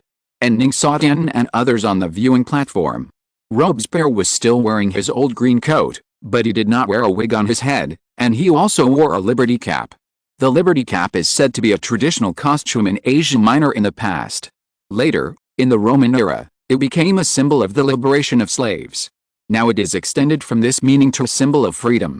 At 10 o'clock, King Louis V and Queen Marie appeared in the special seats on the viewing platform. The king did not wear a liberty cap, but a black tricorn hat, but with a very large tricolor garden emblem on the brim of the hat. Queen Marie did not wear anything related to the red, white and blue colors. She seemed to still proudly insist on her noble status. When the crowd saw that the queen did not have the tricolor emblem on her, they immediately became agitated. And Ning heard someone yelling, "Damn Austrian woman! She still doesn't support freedom." And Ning looked in the direction of the words, but did not see clearly who said this. At this time, Lafayette walked up to the viewing platform where the king was. He said a few words to the queen, and the queen reluctantly took the hairpin with the tricolor emblem handed over by Lafayette and put it on her head. So the crowd who had just been cursing burst into cheers, as if this was a huge victory. Lafayette himself was wearing a National Guard uniform, with an officer's hat on his head, and there was a feather dyed in 3 colors on the hat. And Ning looked at the feather and suddenly remembered that there seemed to be feathers of this bird in the gifts sent to the manor these days. It turned out that it was used to make hat decorations. And Ning had no idea and thought it was used to make a feather pen for writing, so she threw it away. And Ning is now wearing an ordinary 3-color round badge on his head. However, and Ning's clothes were also carefully prepared by Fanny. The fabric is very high-end, and there are many accessories, just like the old Beijing bannerman in the movie Tea House. And Ning's Legion of Honor medal is hanging on his left chest. Fanny has wiped it carefully and may have waxed it, so the cross is shining in the sun. After greeting His Majesty the King, Lafayette came to the front of the viewing platform. Now I announce that the celebration of the first anniversary of the capture of the Bastille and the beginning of the revolution has begun. The first item of the event is the National Guard Parade. Military band, play music. Because there were no equipment such as loudspeakers in this era, Lafayette's voice sounded a little small to Ning, as if it was floating from a faraway place. And Ning couldn't hear what he was saying at all. But when the military band started playing music, and Ning heard it very clearly. And Ning didn't know the name of the song very well. Anyway, he had never heard this song before he crossed over, and it should not have been passed down to later generations. It should be just an ordinary march. And Ning glanced at the ceremonial officer next to him and said, "The parade has begun, let's go." As he said that, he gently touched the horse's belly with his spurs on his feet, letting the horse walk slowly forward. Yes, the vanguard of the entire parade is Andy Frost. And Ning rode a big white horse and walked at the forefront of the entire parade team, striding proudly. The ceremonial officer loudly announced in Ning's name, "The first person to walk past a viewing platform is the hero who captured the Bastille, the protector of Versailles, the pacifier of the Cantar Rebellion, and the magician of the battlefield, Andy Frost." The crowd cheered loudly. And Ning couldn't help but straighten his body in the cheers. After the cheers died down, someone suddenly sang loudly, "Do you hear the people's song? The angry people are singing? This is the song of the nation. Break the shackles and win liberation. When your heartbeat beats with the sound of war drums, a new life is about to begin with the dawn of tomorrow." And Ning frowned slightly. He was too familiar with the melody of this song. It was the famous interlude of the musical Les Miserables. The only problem is that the original work of this musical Les Miserables depicts the Paris Republican uprising in 1832, and the musical was not premiered until the 1980s. My goodness, it was born during the French Revolution after traveling through so many years? Never mind, let it be performed earlier. This song is quite suitable for the French Revolution in all aspects. If this song is not alive, it will appear in Hugo's novels in the future, which is also a kind of reincarnation. But, why did everyone start singing this song when the master of ceremonies introduced me? And Ning got the answer as soon as he had this question. Because he heard the crowd singing, "The Lion of the Bastille leads us, let us declare war on the old past." And Ning wanted to hold his forehead with his hand. What the hell? The Lion of the Bastille? Is it talking about me who was forcibly carried to prison? No, I can't bear it. However, the crowd was still singing enthusiastically, and even many National Guards who were maintaining order sang along. And Ning glanced at Lafayette on the viewing platform and always felt that Lafayette's face was particularly dark. The whole Revolution Square was singing, "The Lion of the Bastille inspires us." And Ning could only frown and pretend to be very solemn.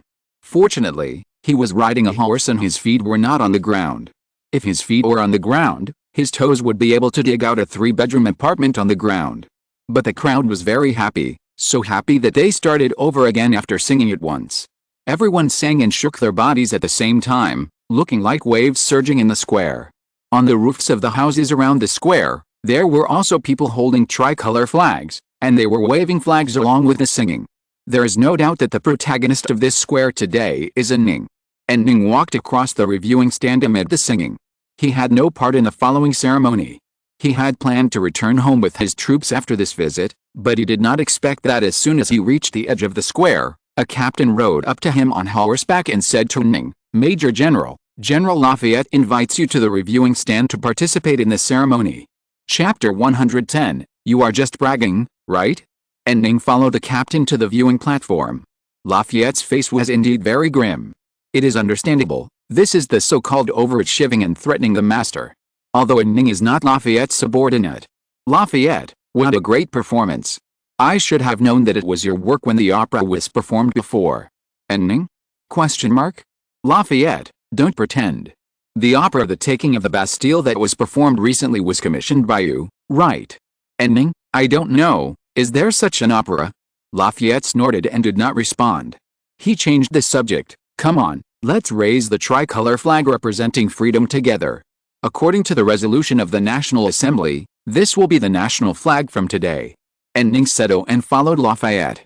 When they arrived at the flagpole, Lafayette took the rope for raising the flag, and then handed the back section to Ning.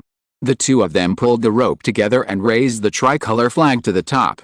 The master of ceremonies shouted, "Salute to the tricolor flag of liberty, equality and fraternity." The crowd cheered again. Lafayette took the rope from Ning's hand, tied it to the flagpole, then strode to the front of the viewing platform and began his speech. "Ladies and gentlemen, as you all know, 1 year ago today, we ushered in a brand new era." Someone below shouted, "Did you start it?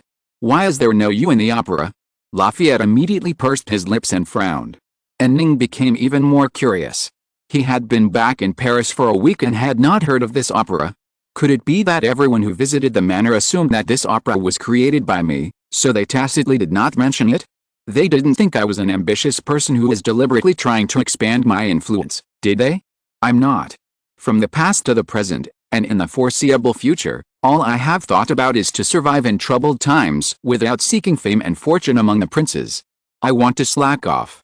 The more Ning thought about it, the more he felt that he should go find the guy who had put on the whole opera to see who was behind it and whether someone was trying to harm him. As for Lafayette, he pretended not to hear the crowd's calls and continued his speech, although some unexpected situations occurred during the capture of the Bastille and more blood was shed. This cannot cover up the fact that it was a feat. From then on, France entered a new era. After that, a series of dazzling changes took place. Now France is a brand new country. A constitutional monarchy, a country where everyone is equal, full of freedom, equality and fraternity. From now on, France will become a benchmark for all European countries and lead them into a new era. And Ning thought, yes, it was because France took the lead that all the monarchical countries in Europe united to encircle France. Now they are not taking action only because Austria, Prussia and Russia are all eyeing Poland. Soon the world will become a world without Poland. After swallowing Poland, it is estimated that all countries will react and deal with Free France. Lafayette finally finished his speech. According to the procedure, it was Louis V's turn to preside over the ceremony and wish France a better tomorrow. As soon as Lafayette left, the crowd in the square shouted, "Please let Mr. Frost speak. The lion of the Bastille speaks." Lafayette stopped, turned his head and looked at Ning. His face seemed to have thousands of words. "The people ask you to speak, just say a few words," he said. And Ning nodded, then walked past Lafayette, walked to the highest point of the viewing platform, and looked at the crowd below.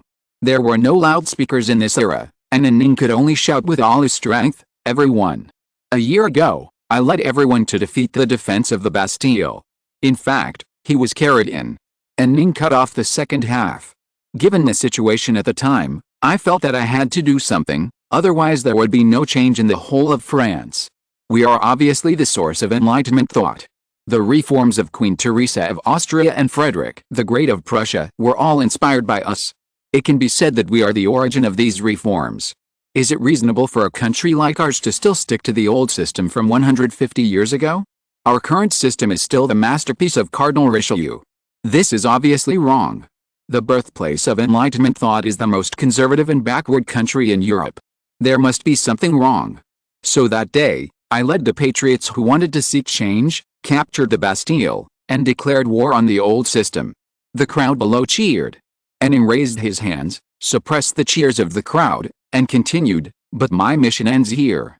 As everyone knows, I am just the son of a leatherworker.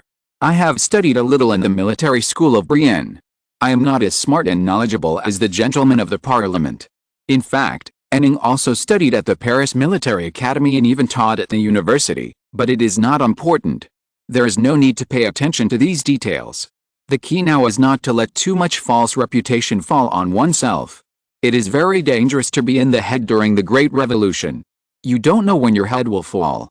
Ning, as you all know, I seldom speak in Parliament, because I feel that I don't have such outstanding insights to make profound speeches." Robespierre was sitting in the audience, and he frowned when he heard Ning's words. What is he talking about? He is obviously full of insights, and I have learned a lot from him. Danton, don't you know him yet? He is a little too humble. Robespierre, that's not good. This is actually a shortcoming. France needs people like him. Marat, that's right. If you have talent, you should show it thoroughly. Tomorrow's friend of the people, I will strongly refute his unnecessary humility. Ning didn't know what his best friend was talking about. He continued, "Fortunately, the work that requires rough men like us has been done. The Bastille has been breached, and Quintat's rebellion has been suppressed. The future should be a peaceful and harmonious era. It is time for all the knowledgeable gentlemen to govern the country. A military man like me will go to guard those places where there are still unstable factors." The Duke of Orleans frowned. What the hell? A few days ago he said that there would be more chaos in the future. Talleyrand, who was beside the Duke, suddenly laughed. Ha ha ha, great, he is retreating to advance. He first refused and said that he would let good gentlemen govern the country, and when the world is in chaos later, he will be summoned back. Great, great. You, the future son-in-law, are very politically savvy. Ning finally finished speaking. At the end of his speech, he said, "As the beginning of a new era, I propose that we all sing 'It Will Be Okay Together' now to express our expectations for a better future." After that, he began to sing the first sentence himself. Then the whole venue was filled with uneven choruses, which gradually became louder and louder, and finally turned into a chorus of the whole audience. Ning was like a conductor, waving his hands randomly on the stage to beat the rhythm. After the song was finished, he turned and walked towards Louis V and bowed in front of the king. "Your Majesty, I'm done, it's your turn." Louis V curled his lips. "Well, very good, very good." He stood up, patted Ning on the shoulder, and then walked forward. Ning hurried to open his mouth. As soon as he stepped down from the stage, he was stopped by a young man. Mr. Frost. The expression on the young man's face was like a fan who finally met his idol. "Hello, Mr. Frost. I wrote the opera The Storming of the Bastille. No, I am the composer who composed the music for that opera. I came from Cologne and finally met you." Ning thought to herself, "Okay, it's you who is praising me, right? Let me talk to you carefully. Ning, who are you? Oh, sorry, I forgot to introduce myself. My name is Ludwig von Beethoven." Damn, Ning was almost scared to death. Chapter 111. History's all messed up. After Ning managed to calm down, he carefully looked at the person in front of him. This person really looked like Beethoven on the famous quotes hanging on the side of his classroom when he was in school. Ning remembered very clearly that there were 4 famous quotes hanging in the classroom when he was in middle school, and the only foreigner was Beethoven. He didn't know why he began to have auditory hallucinations in his mind. Beethoven's Symphony No. 5 was the famous work that everyone could hear the sound of dang dang dang dang as long as they said it. Ning, oh, Mr. Beethoven, hello. He couldn't help but use honorifics. Beethoven smiled. "You are too polite. You are so respectful to a composer like me who is worthless." Beethoven began to become famous. It seems that he started at the age of 22. Although Beethoven was known as a musical genius at that time, he was indeed not very famous.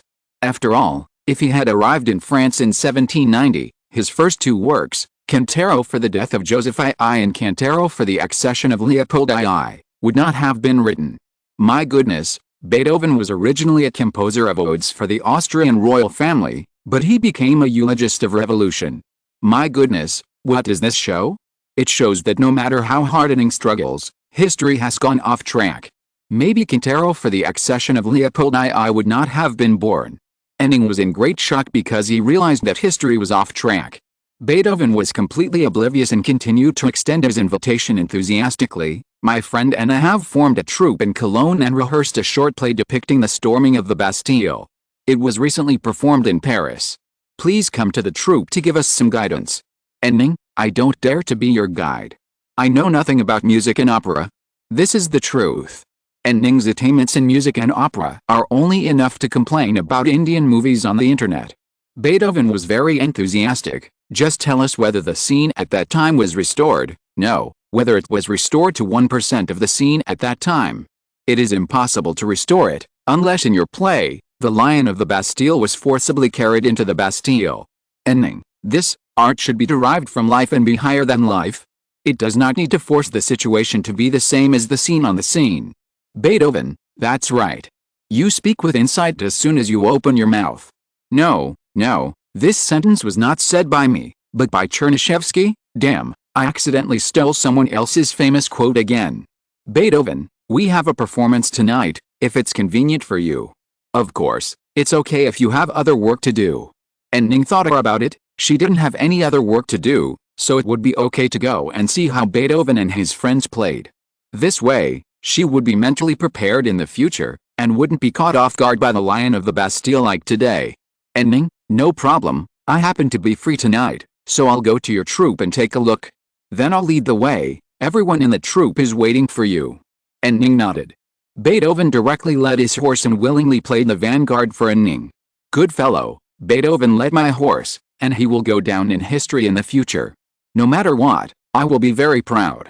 After walking a few steps, Ning gradually accepted the fact that history had dealt a pair to her, and began to think about how to make use of this situation. At this time Beethoven said again, by the way, I heard that you are sometimes too humble. When I met you in person today, I found that it was true. It is obvious that you have very good attainments in music. I have heard your troupe sing the military Song of the National Self-Defense Army, composed by you. It is catchy and of a very high level. Ning hurriedly clarified, that was just an accidental gain. In fact, I don't understand music theory at all, and I can't even read music scores. Ning can also read out do re mi fa sol la si in the simplified notation according to the numbers 12,345, but she really can't understand the tadpole music score. Beethoven, you can write such a great song even though you can't read the music score. Doesn't this just show that you have talent? For the version to be performed tonight, I have rearranged your song and added it into the play. This song will be sung tonight after the capture of the Bastille. Ning, is it a bit abrupt? Maybe it's a bit abrupt, but this song can show the difference between the National Guard and the old army. Beethoven said enthusiastically, I will definitely convey the feeling of excitement when I first heard this song. An army that respects the masses. There has never been such an army in France, no, in the whole of Europe. That's true. At this time, Ning suddenly had a brilliant idea. Before, he had always wanted to find the original author of the Marseillaise and give birth to the Marseillaise in advance, but he didn't succeed. Now with a genius composer like Beethoven, just humming the melody should be enough for Beethoven to create this famous song. With the Marseillaise, the French army's combat capability was greatly doubled. The French Revolutionary Army singing the Marseillaise and charging once frightened all of Europe. Ning, I think it's still not appropriate. After all, the National Guard has been armed for a long time, but at the time of the Bastille, everyone was just an ordinary citizen who had just been armed. Citizens were forced to arm themselves in order to save the revolution. I have a song that may be more appropriate. Then Ning hummed the melody of the Marseillaise. When playing Assassin's Creed Unity, before the capture of the Bastille, the people sang the Marseillaise in the streets. This scene was actually a mistake because the Marseillaise had not been created at that time in theory. But this did not prevent this scene from being very shocking. Ning was standing on the roof of a nearby building at the time, listening to the crowd singing it once before starting the task. However, Ning wanted to copy the Marseillaise, but there was a huge problem, he didn't know the lyrics. In other words, he only knew the lyrics after translation, and the lyrics were just a simple translation and were not filled in the music, so he couldn't sing it. Ning only knew the chorus of the Marseillaise, and there was a sentence that sounded a lot like Matthew, Matthew, where are you? So Ning can only hum the tune now. When Beethoven heard the melody, he slowed down his pace directly, and the expression on his face seemed to be immersed in the music. After Ning finished humming, Beethoven said excitedly, "Great! The melody of this song is very powerful. It is indeed more suitable for passionate battle scenes than the song of the National Guard. What about the lyrics?" And Ning thought to himself, "You asked me." He had only seen the translated lyrics of the Marseillaise, and he didn't remember much of the translated lyrics. At this time, he could only say, "I haven't thought about it yet. It's probably a call for citizens to unite and arm themselves to fight the devils that trample on us." As he said that, and Ning tried to sing the only line of lyrics he knew, "Matthew, Matthew, where are you?" Unexpectedly, this plugin was very powerful, and it also had intelligent recognition, which allowed Ning to sing the chorus of the Marseillaise, "Forward, forward. The enemy's dirty blood irrigates our fields." Many people around turned their heads to look at Ning. Some people recognized Ning and shouted, "It's the Lion of the Bastille. The lion will use the enemy's dirty blood to irrigate our fields." And Ning, "No, no, I'm singing. This is the lyrics, the lyrics." Beethoven slapped his thigh, which scared Ning. "Beethoven, great, I'll compose the music right away. If I act quickly, I can use it tonight. As for the lyrics, I can ask my friend, the poet Eleanor Ammons, to write one." Who is Eleanor Ammons? Is there such a person in French history? And Ning wanted to hold her forehead with her hand. Well, on a whim, Beethoven composed the Marseillaise, and then an unknown poet wrote the lyrics. History is ruined. "Beethoven, by the way, I will ask my friend to keep the sentence of yours. It is very powerful. Forward, forward. Water our fields with the dirty blood of the enemy." Chapter 112. What does it feel like to be the star that everyone chases after? Never mind, it has already come to this, just let it go. Anyway, the absent Marseillaise has been composed, and in the future when our army charges with bayonets, there will be a military song to sing, and maybe the morale can be improved by 30%. Beethoven, I want to go back and write music now. And Ning, can you at least take me to your troop first? It's just in front. Today is Freedom Day, so there are no performances in the morning. Everyone went to the scene. And Ning, did you all come to France because you admire the revolution? Yes, most of our troop are Germans, and there are some Italians. We all want to start a revolution in our own country and overthrow the rule of the lords. The French Revolution has shown us a way out. Many of us used to count on enlightened monarchs to bring reforms, but now we all support constitutional monarchy. And Ning thought, it's a pity that France will soon be without an emperor. It's already July 14th, 1790, and the date is almost up. Queen Marie should have been trying to make Louis XV seduce by now, and she might even have entrusted her lover Fersen to prepare an escape plan. Beethoven, when the King of France swore allegiance to the Constitution just now, I was so excited. It would be great if the King of Austria also made the same oath. At this time, when he said the King of Austria, he was actually talking about the Emperor of the Holy Roman Empire. Yes, the empire that is neither holy, nor Roman, nor even an empire. Theoretically speaking, the status of the Holy Roman Emperor is one level higher than that of the King of France. After all, he is an emperor, but no one cares about this in this era, and the words king and emperor are often used interchangeably. After all, the feudal era has reached its twilight years. And Ning, I'm afraid the Emperor of the Holy Roman Empire will not bow to the Constitution. Queen Teresa is not to be mentioned for the time being. Leopold, who has just ascended the throne, is not an enlightened monarch like Queen Teresa.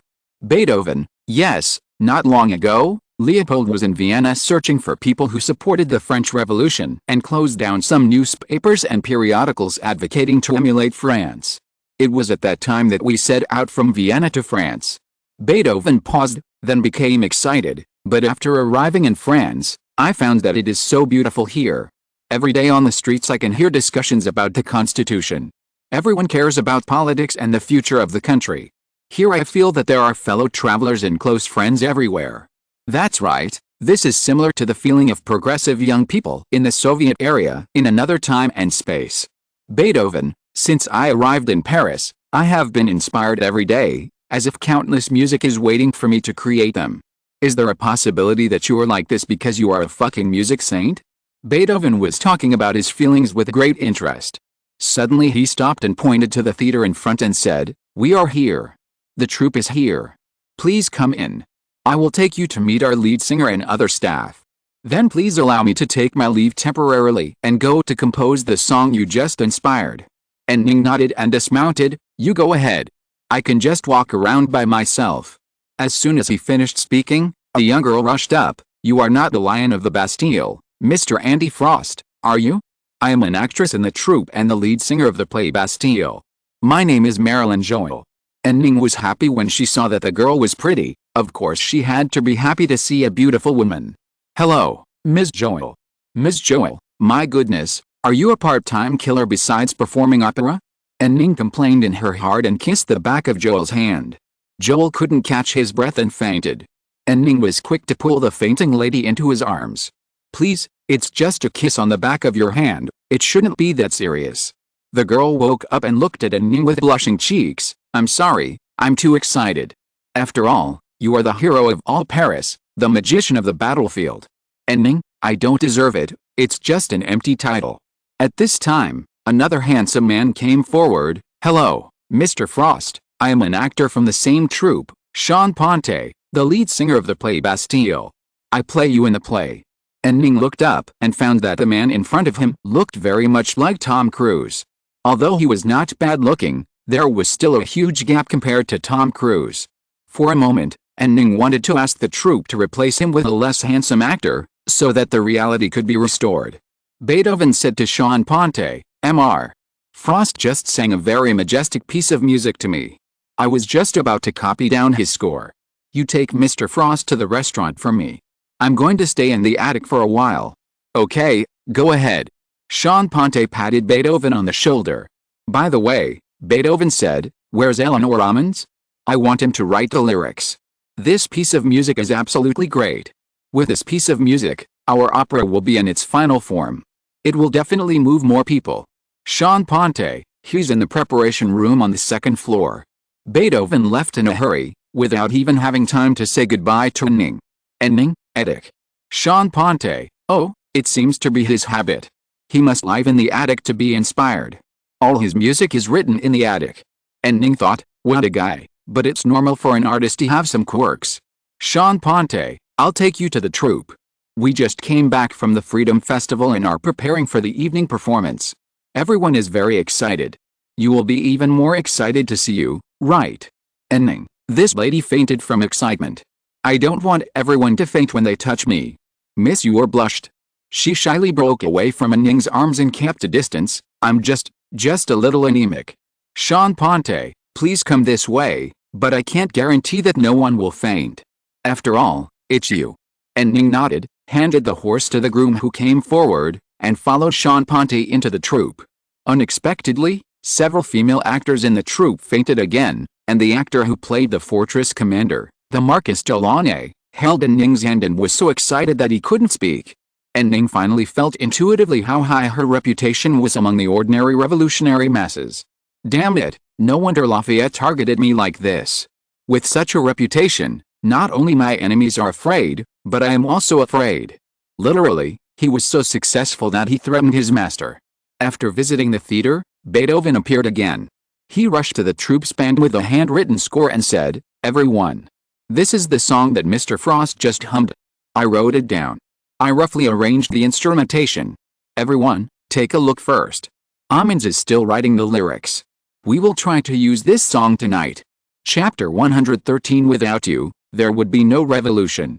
When Beethoven was speaking, many musicians were already looking at the score, and many of them even hummed it.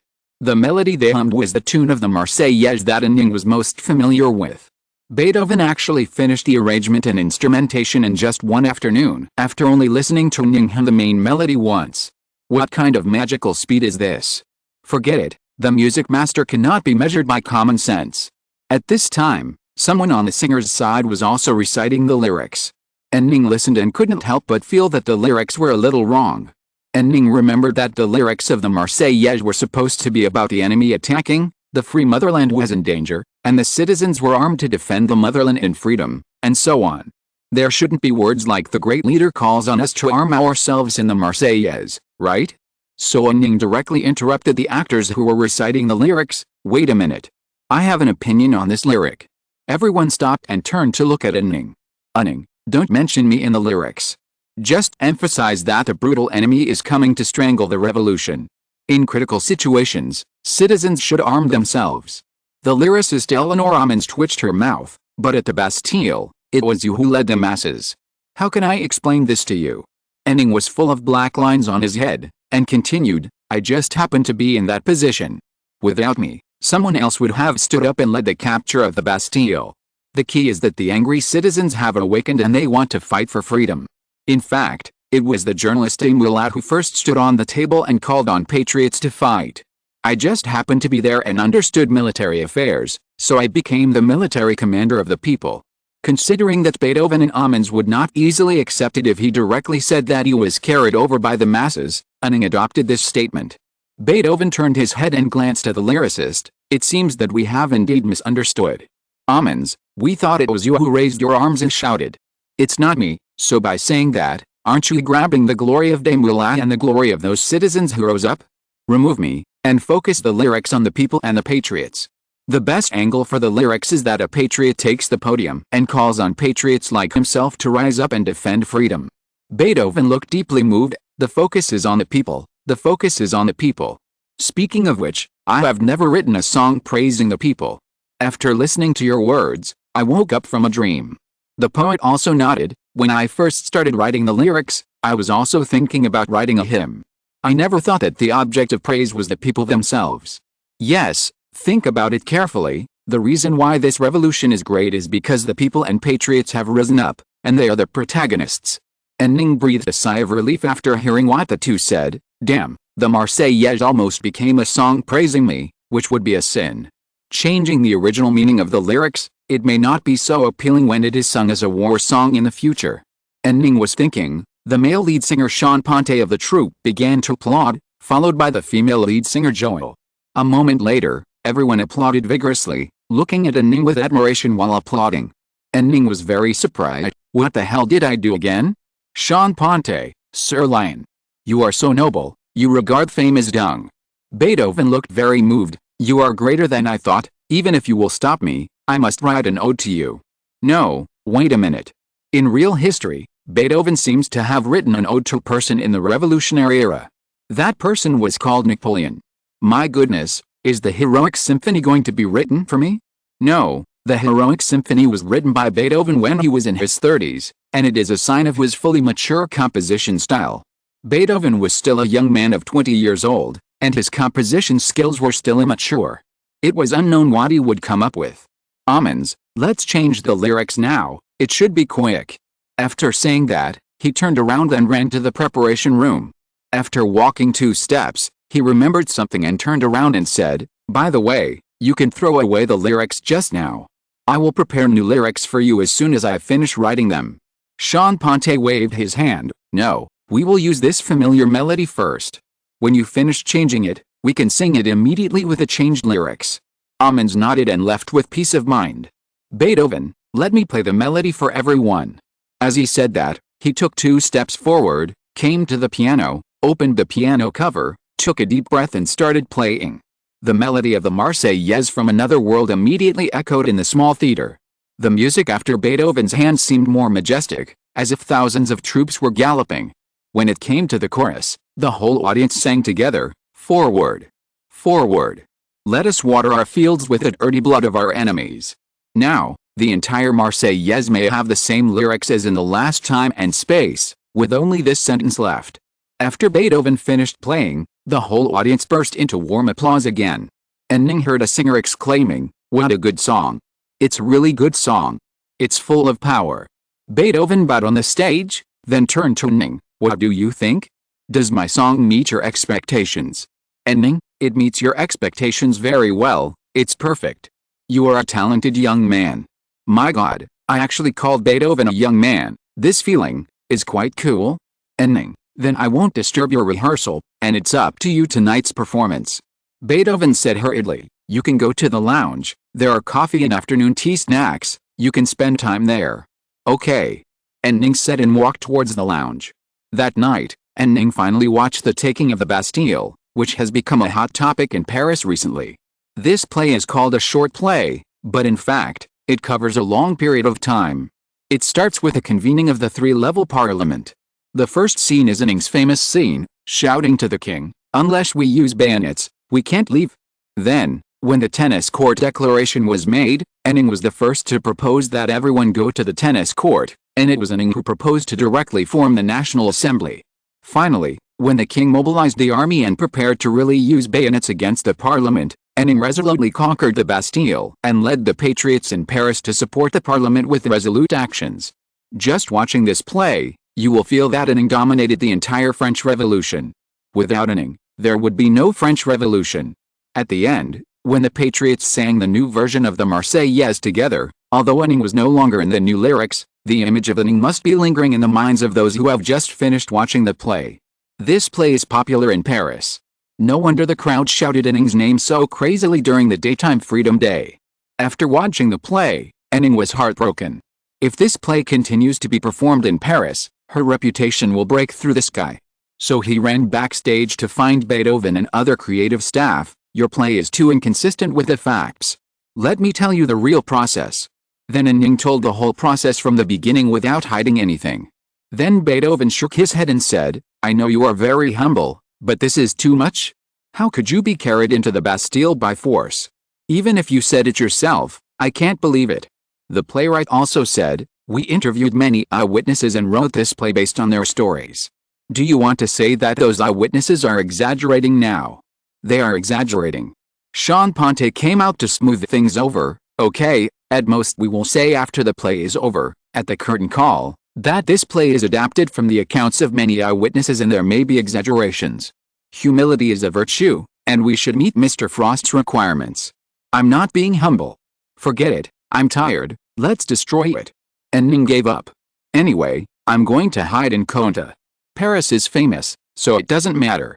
Chapter 114. What is continuous card drawing SSR? Tired, and Ning waved his hand. "Okay, it's up to you. I'm a little tired and I have to go back to my manor." Beethoven stepped forward and grabbed Ning's hand. "After Amens and I finally finished this song, what should we call it?" And Ning frowned. To be honest, he was not good at naming. He felt overwhelmed when it came to naming. In addition, this song was originally the melody of the Marseillaise, so he simply answered, "Just call it the Marseillaise." Beethoven was shocked. "Why is it called the Marseillaise?" And Ning, "Because this was the first time I thought of the melody of this song when I was drinking Marseillaise fish soup." Beethoven, "Just because of this, it's called the Marseillaise? It's too childish." And Ning scratched his head. Obviously Beethoven and his gang admired him so much, why couldn't they behave more like him? Maybe because he is Beethoven. There was no other way, and Ning could only think again, this. Suddenly, he had a brilliant idea, so he slapped his thigh and said, "Let's call it Ode to Rome. The awakened citizens will rebuild a new Rome on the land of France. The awakened citizens are the new Roman citizens." Beethoven thought about it and smiled. "Good. This name is good. Citizens, arm yourself to defend the new Rome." And Ning nodded, but he didn't tell Beethoven that he thought of another meaning for the name Ode to Rome. Rome was later ruled by a military dictator, and the First French Republic would be the same. And I know this future emperor. When Beethoven scolds Emperor Napoleon, I can still mediate and maintain a good friendship with this music master for the rest of my life. Beethoven paced back and forth excitedly. "Ode to Rome, Ode to Rome." Then the arrangement of this song needs to be changed. It should be more magnificent, and more Roman-style instruments should be added. And Ning, that's your business as a composer. I can't control it. I have to go back to my manor. When you are done, come to the manor to find me directly. I will greet my little maid. No need to write in advance. In this era, you have to ask the servant to deliver a letter before visiting someone, otherwise it is impolite, so Ning said this to save some trouble. Beethoven, "Okay. I will definitely go." And Ning nodded and turned to leave the theater. There were still many people outside the theater who had just finished watching the opera and were chatting. Someone recognized Ning and shouted, "Long live the Lion of the Bastille!" And Ning could only smile and wave in response. At this time, the servant of the theater led Ning's big white horse out. He quickly jumped on the horse before the crowd surrounded him and rode away. When he returned to the manor, It was already late at night. As usual, Fanny was holding a lantern and waiting for Ning to come back at the gate of the manor. As soon as Ning stopped at the gate, Fanny came up to lead the horse. "Ning, you don't have to wait for me at the gate. We have so many servants now. I'm your personal maid, of course I have to wait. By the way, sir, you are a general, why don't you have an orderly for yourself? Other generals are always surrounded by people when they go out, why are you always alone?" "Ning, because I am almost a commander without troops. Except for the young ladies of the cavalry, I don't have any real officers. I can't bring a bunch of soldiers as my entourage, can I? But I can have an orderly." When Ning said this, she suddenly had an association. Her current title is the Magician of the Battlefield, the same title as Yang Weili in Legend of the Galactic Heroes. Does that mean my adopted son Julian should also appear? And my Felicia? At this time Fanny said, "By the way, you have a visitor today. He has been waiting in your study for a long time, and it seems that he is not going to go to the guest room to rest until you see him." "And Ning, who is it?" The name he gave is Laser Cano. And Ning had handed the horse to Fanny and was about to enter the manor, but he stumbled and almost fell. Lazare Carnot. The organizer of victory, the tough guy who tinkered with the military reform of revolutionary France and created a standing army of 700,000 for the French Revolution? This man was so capable that when Napoleon proclaimed himself emperor, he voted against it, but he continued to hold an important position, because he was so capable that even the emperor could not replace him. During the Republic, the Royalists came to power briefly after the Jacobins, and this guy was exiled because he supported the Republic. As a result, the French army collapsed as soon as he left and was beaten up by the anti-French alliance.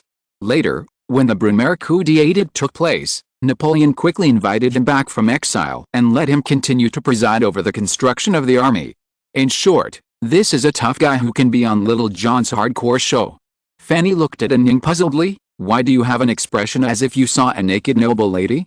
And Ning wiped his face quickly and restrained his perverted expression. "Where is this Mr. Cano?" "In the study?" "Okay, I'll go see him right away." Fanny was even more confused. "Is this Mr. Cano famous?" "Not very famous yet." And Ning said, "But he is an officer, isn't he?" "Yes, he introduced himself as a captain who graduated from the military engineering college. Look, we are waiting for the officer now, and then the officer will come."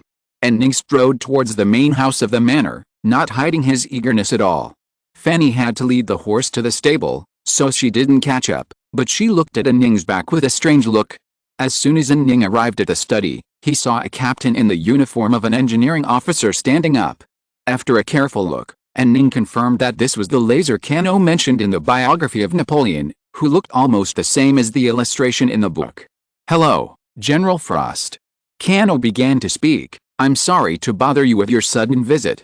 I'm Lazare Carnot. I know you. You are a top student at the French military engineering school, and you're also a mathematician." And Ning said, "You came to me, are you planning to join my team?" Carnot was a little confused by Ning's enthusiasm. He nodded, "Yes, I do have such an idea. Can I ask why?"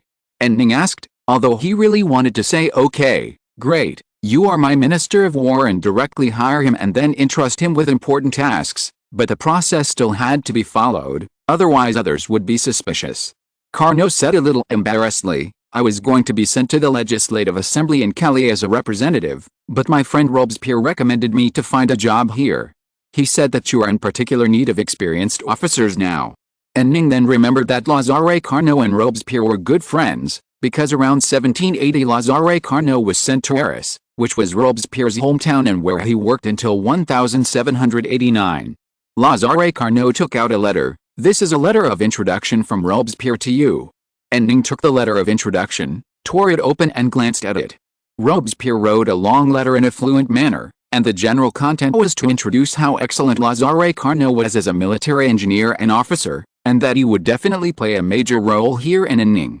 And Ning read the letter of introduction seriously, and then said to Lazare Carnot, "I don't need military engineers here for the time being, don't worry, I don't need engineers, but I really need experienced officers, especially those who can be responsible for organizing and training troops."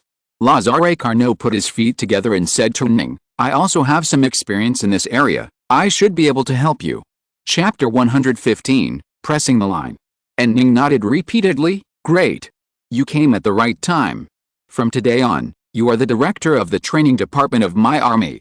You are responsible for the reorganization and training of the troops. Lazare Kano was a little surprised. Don't you need to give me a company first to see how I train? No, I trust the people recommended by Robespierre. And Ning waved his hand, but this responsibility is very heavy. Our small army is very short of officers. I wonder if you can find some officers for me. Lazare Kano smiled and said, officers can be recruited. With your current reputation, if you raise the banner of recruiting officers, a large number of officers will soon come to you. And Ning, that's true, but many officers should already have military positions. Can they change jobs casually? I just refused the original appointment and came to join you. Lazare Kano said, there must be many people like me who will come here because of your reputation. If you think this is not enough, just add one more thing and announce that your army will not use coupons to pay wages. And Ning frowned. This is not good. Supporting the assignats is a manifestation of patriotism, and those who do not support the assignats in Paris will be labeled traitors. Who dares to say that you are a traitor? Lazare Kano asked back. And Ning scratched his head. Kano continued, and now the parliament is issuing assignats indiscriminately. They seem to think that this thing can be printed indefinitely, but there will be problems if it continues like this. It's like using printed paper to rob and plunder. And Ning, is the situation so critical now? Kano, yes, the black market in Paris does not support the assignats at all now, and everyone uses the old coins to trade. Many shops in Paris support the assignats on the surface, but when you take the assignats to sell things, they will make all kinds of excuses saying that they are out of stock. Fortunately, this year's grain harvest is good, so everyone can still buy bread at a relatively reasonable price on the black market. If there is another poor harvest, the situation will be very dangerous. Mr. Frost, you should suggest to the parliament to stop issuing assignats indiscriminately and find a way to stabilize the value of assignats. Since the parliament has confiscated so many church properties, it can use the church's property to support the value of assignats. And Ning, well, you may not know that I rarely propose proposals in the parliament, and the most important thing is that I don't understand these financial matters. And Ning was telling the truth. He was a programmer and had only bought funds in his previous life, but he was stuck and suffered a great loss. Laser Kano sighed, I don't know much about this either. Forget it. Anyway, I will leave Paris with you soon. When are you going to leave for Quinta? And Ning, at the end of this month, there are still about 2 weeks. I have to wait for the first batch of artillery purchased in Paris to be ready, and then take the artillery and other purchased military supplies back. Kano, is that so? And Ning, are there any of your classmates from the military engineering college in Paris? How about writing to them and asking them to join me? Of course you can. I'll try. Kano replied. And Ning nodded, and then said, it's late today, it's time to rest. He rang the bell on the table, so Fanny pushed the door open and came in. You called me. And Ning, take this Mr. Kano to the guest room to rest. Mr. Kano, please come this way. Fanny said respectfully. Kano was a little surprised. Don't you have a butler? Not yet, but my head maid is very capable and doesn't really need a butler. And Ning said. Kano, then I'll take my leave, and you should have a good rest. Okay, I'll leave it to you tomorrow. And Ning nodded and watched Fanny lead Kano out of the room. After Ning was the only one left in the study, he sat down, leaned back in his chair, and smiled involuntarily. Laser Kano, the organizer of victory. With him, the expansion of his troops will definitely be smooth. If he has a strong army, he can also rest assured in the upcoming chaos. At this time, a voice suddenly came from the depths of Ning's mind, saying that he was already the highest military commander in Conta, and that he had supported the local National Assembly, and that he had the final say in Conta. So could he launch some reforms in Conta? Now that the National Assembly was tossing around like this, there were problems everywhere. Could he make some improvements in Conta? And Ning touched his chin, thinking about this matter. Although he knew nothing about social reform, he could appoint some capable people. Laser Kano had already arrived. This guy was the core figure of the French Revolution and military reform. After his series of reforms, the French Revolution had sufficient manpower to fight all of Europe. Kano could be appointed as the Minister of Military Organization in the Conta region, and he could try out the reforms in Conta first. Then he could get some capable people in the economic field and carry out a wave of economic reforms in Conta. Then Ning began to wonder, what economic experts were there in the era of the French Revolution? So he suddenly discovered that it seemed that from the entire period of the Great Revolution to the Napoleonic Wars, he did not have such an economic expert in his impression. At least Ning did not remember any. And Ning held his forehead with his hand. It turns out that there is a reason why the assignats were such a mess during the Reform era. And Ning began to think about whether he should bring some successful practices from other eras to the present. As he was thinking, someone suddenly knocked on the door. "Come in." And Ning said. Fanny opened the door and came in. "I have arranged a place for Mr. Lazarcano to stay." "Oh, very good, you should go and rest too." After the voice fell, Fanny stood still. And Ning asked curiously, "What's wrong?" "I can't rest unless you go to bed and rest." "I'm a servant." Fanny replied. And Ning stood up. "Okay, I'll go wash up and go to bed now." "Fanny, if you want to take a bath, there is freshly boiled hot water." "Oh, there's hot water, okay, then I'll take a bath and go to bed." And Ning stretched and yawned. Fanny opened the door and waited by the door. A moment later, and Ning arrived in the bathroom, and the warm breath rising from the bathtub was mixed with the smell of perfume. And Ning took off his clothes with Fanny's help, and then walked into the bath. The temperature of the hot water was just right, and he immersed his whole body in the water comfortably and relaxed his body. Fanny used a small spoon to scoop water on Ning's bare shoulders, and asked as she did so, "You are in a good mood today?" "Yes, I met two very talented people today." And Ning almost wanted to say two celebrities, but changed his words when he was about to say it. "Beethoven and Lazarcano are not very famous now." Fanny, "So, can these two people be used by you?" "Yes, both can be used by me." "That's really worth celebrating, our strength has become stronger." Fanny said. And Ning, "You said that as if I were an ambitious person. Isn't it? Everyone in Paris says that you are going to build your own power in Conta." Fanny responded. And Ning frowned. "I didn't." "Never mind, it doesn't matter what." And Ning gave up. "If you say it is, then it is." Damn, failed to cross the line. If you're listening to this novel on a channel other than Fanfic World, it means they downloaded and uploaded it without effort. We cordially invite you to visit our channel, Mundo Fanfic Novelis. There you'll find the original version of this story and you can explore many other novels of various genres. We're waiting for you to immerse yourself in a world of incredible novels. Chapter 116. Who says women are inferior to men? After Lazarcano joined, he immediately started to improve the training of the company that Ning was currently in charge of.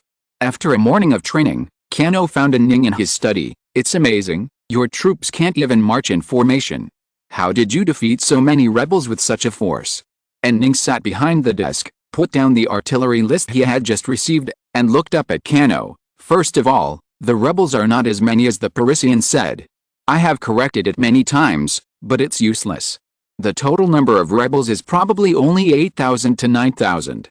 As for how I defeated them, the first 3,000 rebels I encountered had no cannons or cavalry, so I caught them off guard in the wilderness and took advantage of our full range of arms to defeat the enemy. And in the second battle, I set an ambush and used a bush to ambush the enemy." And Ning carefully introduced the situation of the second ambush, including how he threw the baggage on the road to cause the enemy's misunderstanding, and how he took advantage of the enemy's underestimation and completely defeated the enemy with a volley of guns and a charge. Lazarcano's eyes widened. "You defeated the enemy with a bayonet charge with such a well-trained army."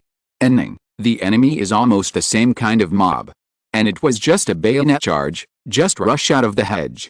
Even so, this is an incredible achievement. You are really a military genius." And Ning was speechless, and he began to doubt himself. Could it be that I really have some talent in this area? It doesn't make sense. Those who played RTS, real-time strategy, in my era could probably fight such a battle. Could it be that people who like to play RTS in my era were great military strategists in ancient times? So did RTS games make humans evolve? Cano continued, "So that's how it is.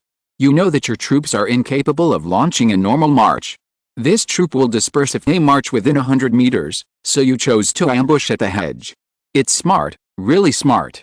And Ning, "Yes, from now on, I think so." But Cano was right about one thing. If his troops launched a proper attack, they would have to disperse within 100 meters. When Ning's troops fought against the enemy army of 3,000 people, the troops were almost dispersed after walking about 100 meters. Moreover, this group of people did not stop to fire, but rushed directly into the face of the enemy.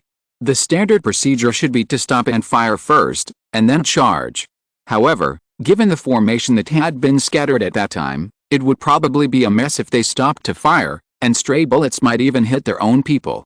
And Ning, so the task of training these troops is left to you. Canet frowned. To train such a force, I'm afraid I can't do it alone. I think you should issue a conscription notice and recruit experienced officers and non-commissioned officers from all over Paris. But in that case, there may be a problem. And Ning, what problem? Your troops emphasize equality between officers and soldiers. There is no difference in rank between soldiers and non-commissioned officers. Canet paused, but I'm afraid the old officers recruited here will not accept it.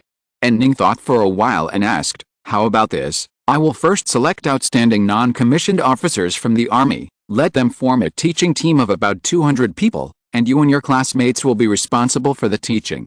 With just this number of people, the conflict between the old officers and the soldiers who demand equality should not expand. Even if it expands, it will only be within this teaching team, and it will be easier to resolve. After completing the training of the teaching team, these people will be sent down to train the soldiers. These people and the soldiers are of the same background, so there will be no conflicts in official ranks. And the teaching team will now send another group of non-commissioned officers for training. In time, we will have a group of non-commissioned officers who have the same background as the soldiers, are equal to them, but are more experienced, and the troops will become well trained. After Ning finished speaking, Kano stroked his beard and thought for a few seconds, then nodded and said, well, we can give it a try. In this way, even the most ordinary soldiers in the army may gradually be promoted to officers. I think the initiative of the troops will be greatly improved. And Ning, you probably don't know yet, but the morale of my troops is higher than that of the old army because the grassroots officers and soldiers are patriots and citizens. They just lack training. An army composed of citizens, and there is a path for promotion, unlike the old army, which fought a war for several years and the privates were at most promoted to corporals. Yes, I can't imagine how strong the fighting desire of such a troop will be. Kano smiled. I'll start now to form a teaching company. And Ning, from today on, you are the captain of our army's teaching brigade. Kano nodded, and suddenly he thought of something, so he asked, what about the cavalry? The cavalry in the army now are only those noble ladies, right? Such a small cavalry unit is not enough. Do you want to select people from the infantry to learn to ride horses? And Ning curled his lips and sighed, I haven't figured out where to get the cavalry. Maybe I will hire some hussars in a while. Kano frowned. The military discipline of the hussars is very poor. They are proficient in eating, drinking, gambling, and everything else. If they are really recruited, those noble ladies will probably be eaten by pigs soon. You don't want your beautiful noble lady cavalry regiment to become a military regiment, right? And Ning didn't say anything. Kano's words killed Ning's idea of hiring wild hussars. Not only can't wild hussars be hired, but also skirmishers with poor military discipline, called vaulters in France, can't be hired. But this is not a big problem, because the morale of the French citizen soldiers is high, so they can be used directly as skirmishers. And Ning stood up and paced around the room. Suddenly, he had a brilliant idea. Wait a minute, what do you think about us recruiting pure female soldiers as cavalry? Laser Kano stared at Ning with an expression of do you know what crazy things you are talking about? And Ning, you may not have experienced the March on Versailles last year, but I saw it with my own eyes. Women came to Versailles with guns and cannons, forcing the king to promise them food. There is also a tradition of appointing female wine waiters in the skirmishers. These female wine waiters would carry wine barrels and charge behind the skirmishers. And my cavalry troops also performed well in reconnaissance in pursuit of the enemy. I believe that women can be cavalry. This is also in line with our principle of equality for all. Women can hold up half the sky. Kano, this. If you are willing to give it a try, I have no objection. But you can only recruit in Paris. There are many ladies in Paris who are deeply influenced by the Enlightenment. In the countryside of Kinta, there probably won't be so many ladies willing to leave their families and go out to fight. And Ning nodded, okay, then I'll draft a notice and post it together with a notice for recruiting officers.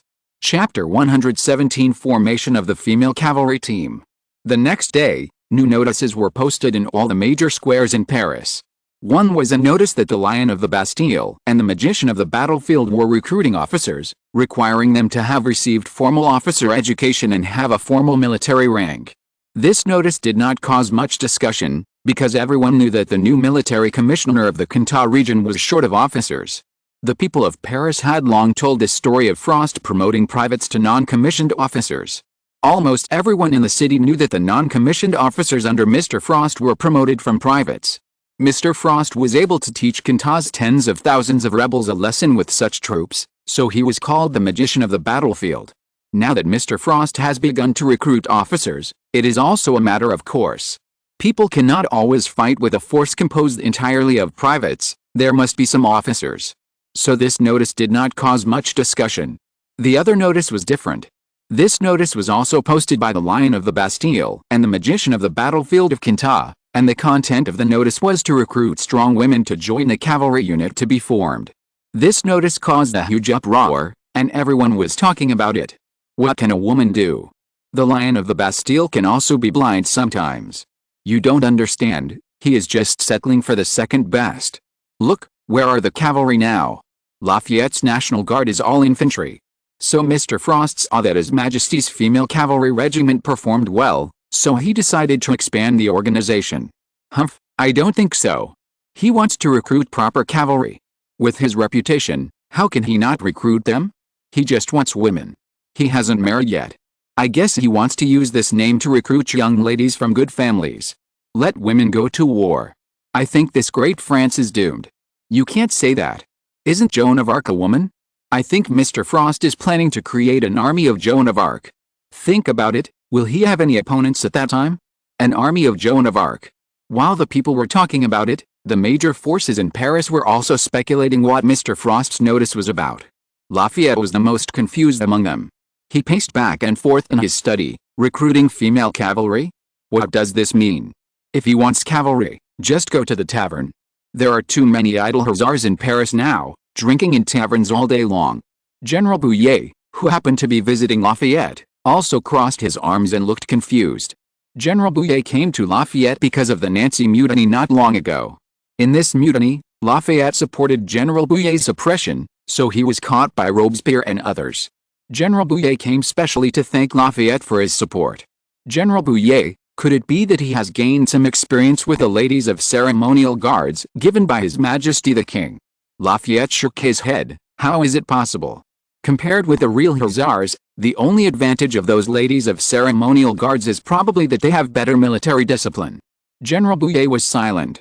Lafayette paced back and forth in the room, pondered for a long time before he spoke. Could it be that this is a smokescreen he threw? General Bouillet, what? I don't know, he may just want us to guess, figure out his intentions, and then ignore his real purpose. General Bouillet frowned. What other intentions could he have? He's going to Cantat, which is so far away from Paris. It can be said that he has nothing to do with the politics of Paris there. What other intentions could he have? I really can't figure out why he is going to Cantat. In Paris, he has reputation and power. In Paris, reputation is power. He can't really be worried about the situation in the Cantal region, right? Lafayette pursed his lips. Could it be that we all misjudged him? Is he really a person who cares about the revolution and is indifferent to personal fame and fortune? Then why does he recruit female soldiers? Bouillet, maybe, he is very lustful. It is absolutely impossible. Robespierre said firmly, he is not a lustful person. If Mirabeau posted such a notice, I would definitely suspect that his motives are not pure. Danton, then why is this? Female soldiers are definitely not as good as male soldiers in fighting. After all, women, right, there are always a few days a month that are inconvenient, and everyone's time is different, so they can't be avoided together. It was still early at this time. Some representatives of the National Assembly of the Mountain Party gathered in the Jacobin monastery. Before going to the Parliament venue next to the Tuileries Palace, they would gather in the club like this to discuss things. Regarding Frost's new notice, the representatives of the Mountain Party also had different opinions, and they could not come up with a unified view for a while. At this time, Marat walked into the hall of the monastery with a wind. Everyone. Marat said to everyone excitedly, have you heard about Andy's new announcement? This announcement is really great. The representatives looked at Mara with confusion. Robespierre asked on behalf of everyone, "What is the good law?" "It's equality," Marat said excitedly. "Andy has experienced the march to Versailles and witnessed the power of women. So he used this method to show us that men and women should also be equal." The representatives looked at each other. "Equality. That's right, the equality we propose should not be limited to men, women are equally equal. Andy is using this method to remind us of this. Since women can go to the battlefield to fight like men, what else can't be equal?" Danton clapped his hands vigorously. "Yes. He is reminding us that the current laws are all formulated from the perspective of men. We should have another decree to stipulate that women also have equal rights." Immediately a representative frowned. "You mean to let women also have the right to vote? This is not appropriate." "Yes, what do you know, old women?" Robespierre said loudly. "No. The latest decree has stipulated that citizens who can pay the prescribed share of taxes are active citizens and have the right to vote. If women can pay the required taxes, they should be recognized as active citizens. Andy must be trying to remind us of this." Robespierre paused and sighed. Although he is about to leave Paris to guard the turbulent areas, he is still concerned about the important issue of constitutionalism. Danton, who cannot be concerned about constitutionalism? This is a major issue related to the future of the entire France. Marat, I propose that we toast to Mr. Andy Frost, who has always been concerned about the future of France. I wish him good health and a long life. Okay. Cheers.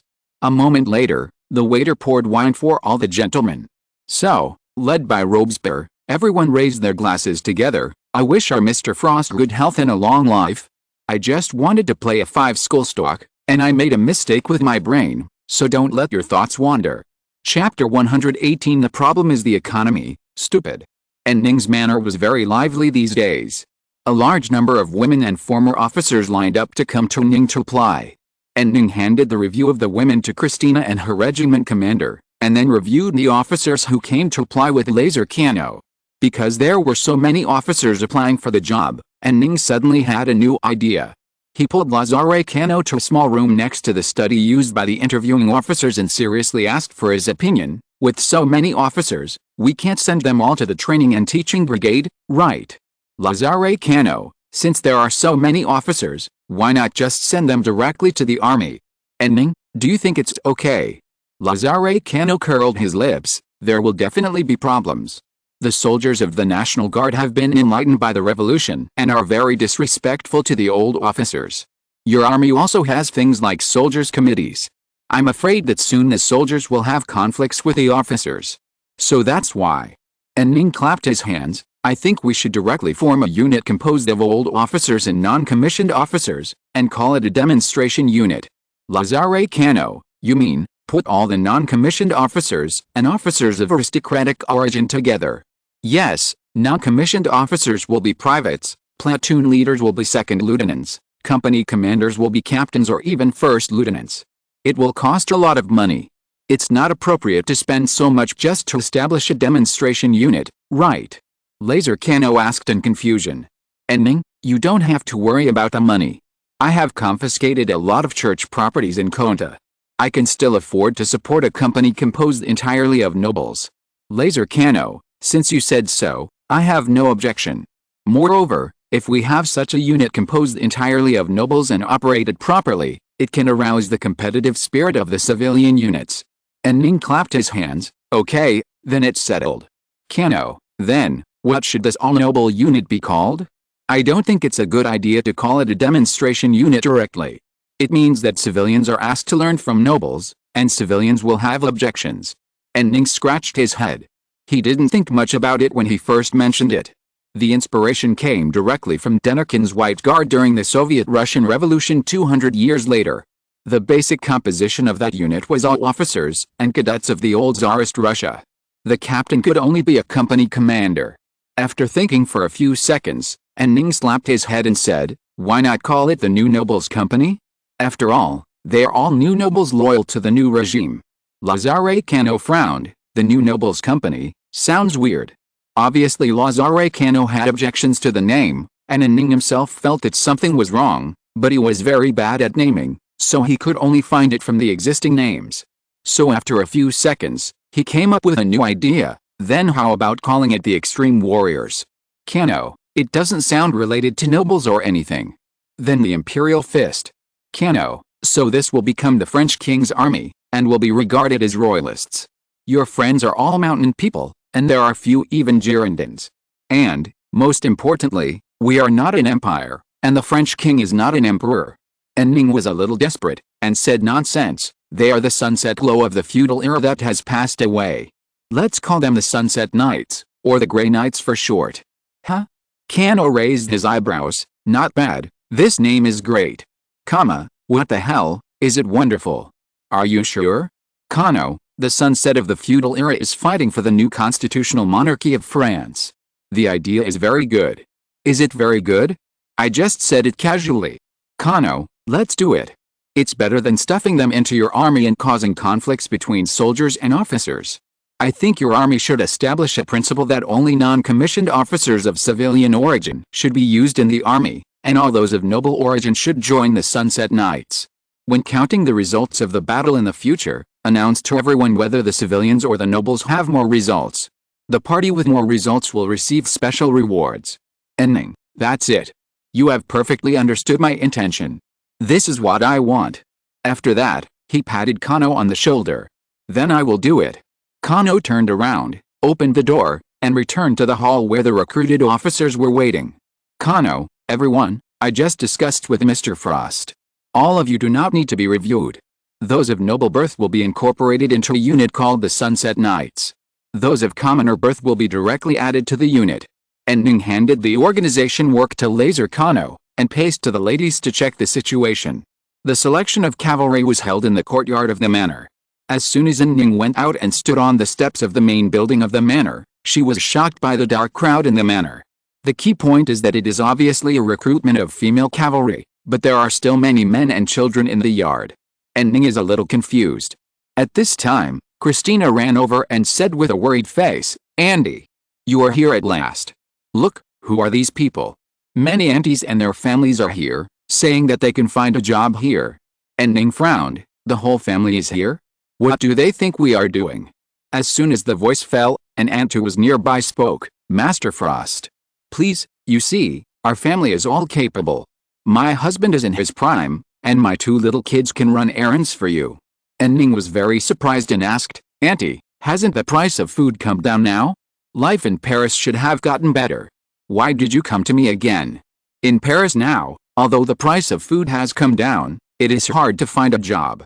The manager of the factory where my husband used to work insisted on not raising our wages. We went to find him, and he said that the situation has changed now. The gentlemen in the parliament are in cahoots with him. If we don't raise your wages, then we won't." The parliament also banned the guilds, and General Lafayette's National Guard forcibly closed them. The former guild leader, the highly respected old John, is now the district representative and doesn't care about us. And Ning frowned. He didn't expect Paris to be like this now.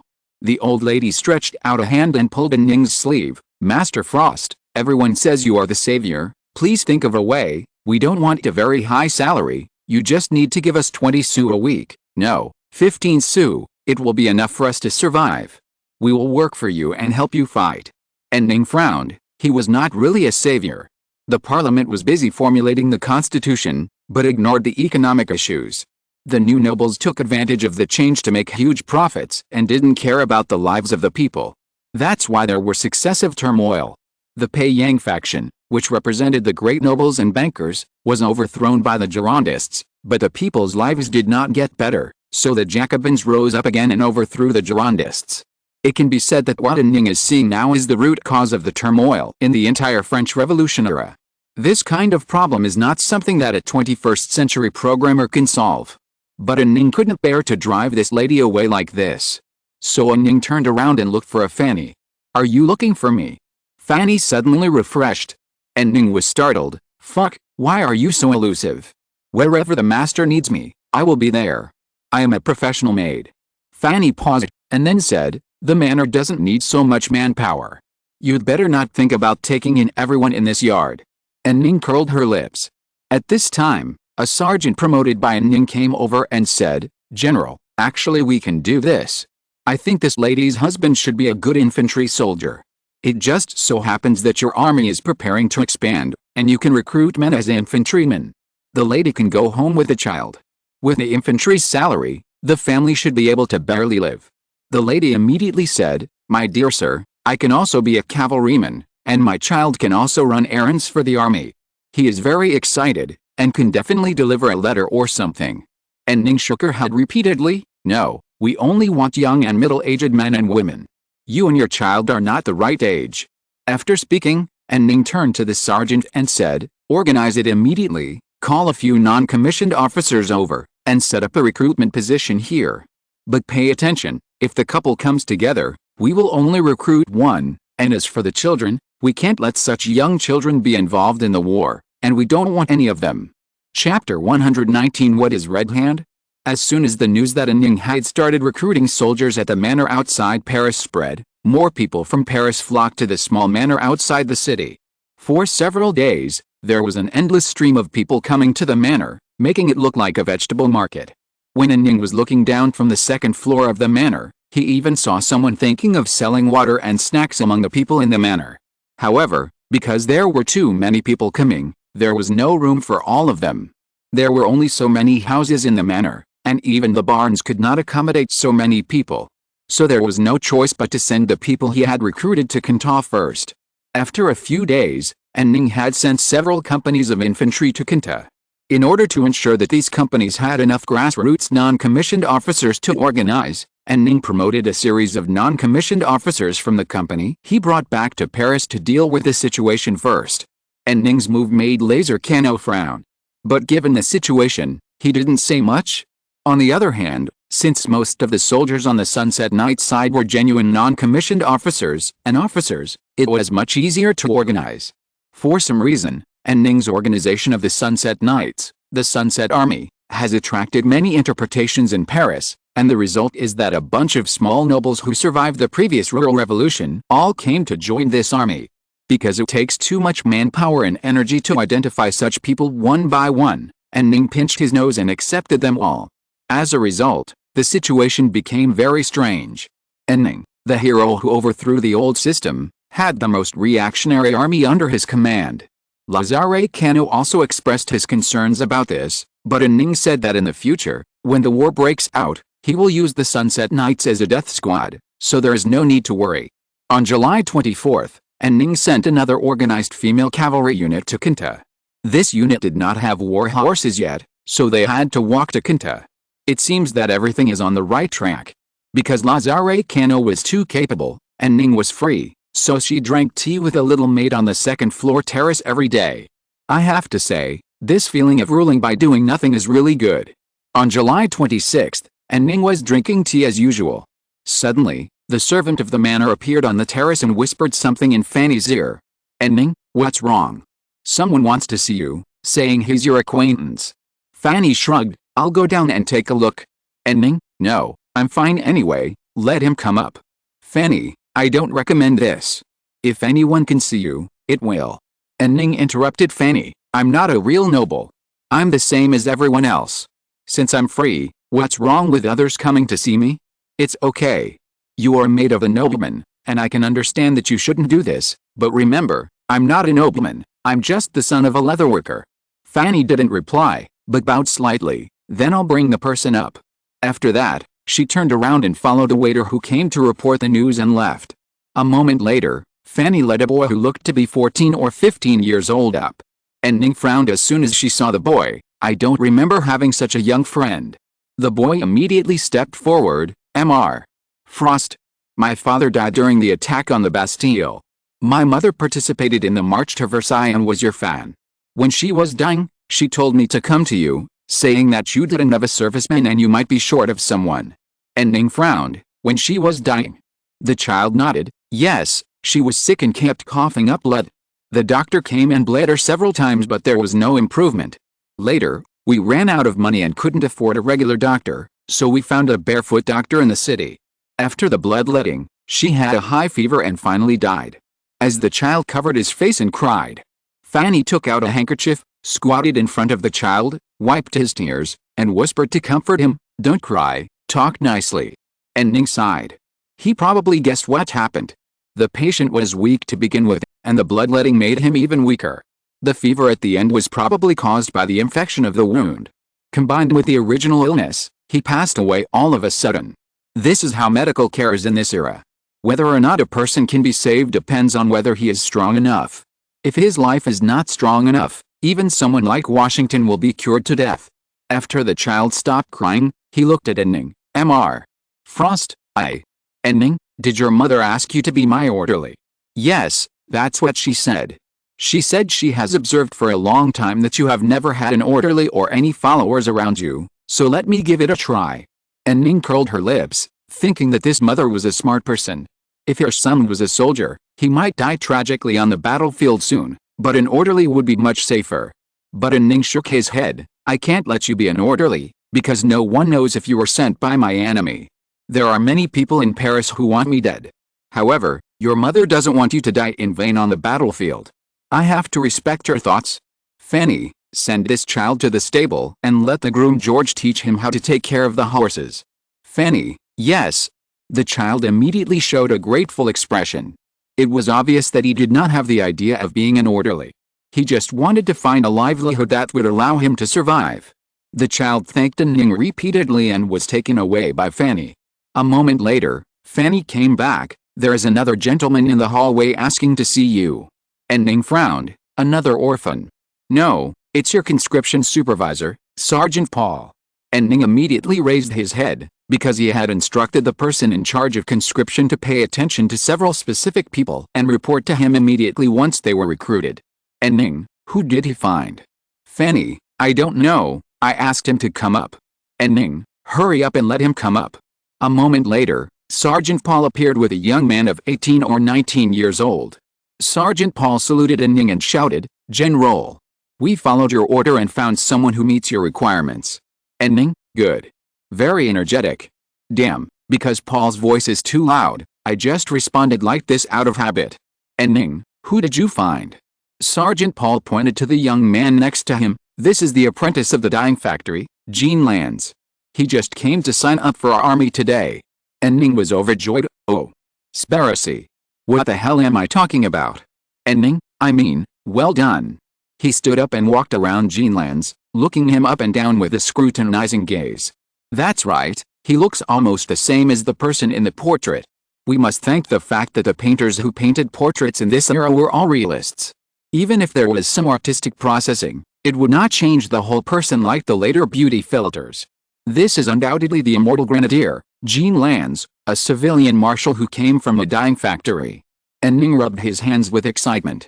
He got an SSR again. I was wondering why I was so unlucky when playing mobile games before I traveled through time, and even the guaranteed bottom line was always wrong. It turns out that my luck is here. Jean Lands is worthy of being the marshal who later won the 3 armies. Although the current situation is very strange, he still did not flinch, and stood straight with his head held high. And Ning spoke, Are you Jean Lands? Yes, I am, an apprentice in dyeing.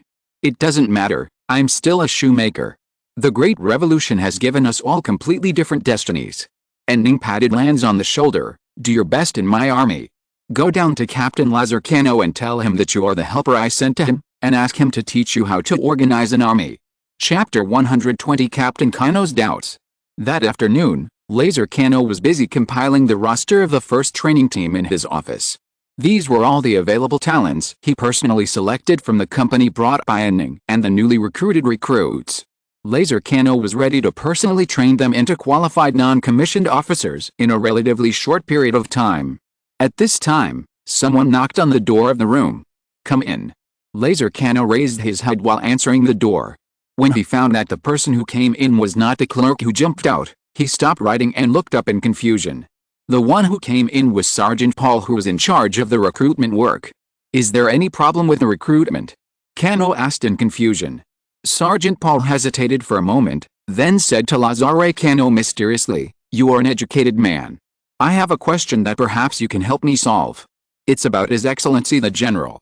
Cano put on a serious expression, inserted the feather pen into the pen holder, clasped his hands together, and looked at Paul intently. Go ahead. His Excellency the General asked me to pay attention to a few people before He gave me a list and asked me to report to him immediately if I found anyone on the list among the applicants. Paul looked confused, but this list is very strange. I can understand some of the people on it. For example, he asked me to pay attention to a student named Davu who graduated from the Hussar Cavalry Officer School. But for other people on the list, I totally can't understand why His Excellency the General is looking for them. Among them is the one I just discovered, named Jean Lands, an apprentice in a dyeing factory who has never received any military training. Laser Cano frowned. Davu, if it is a cavalry officer, it is not surprising. His Excellency the General is now very eager for experienced cavalry officers. Maybe he heard the name of this student when he was teaching at the Paris Military Academy. You should have told me earlier. I can write to ask my classmates who work in the staff of the Self-Defense Force Command.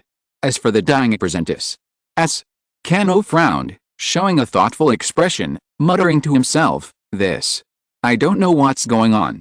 That Jean Lands came to apply today? What do you think of him?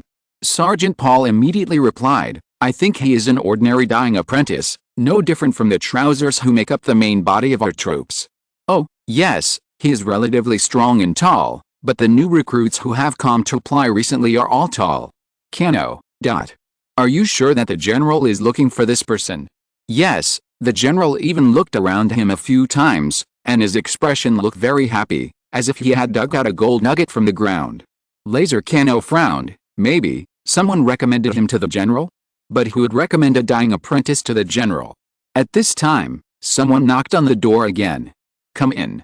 Cano replied. Then a tall young man with fluffy brown hair opened the door and came in. Report.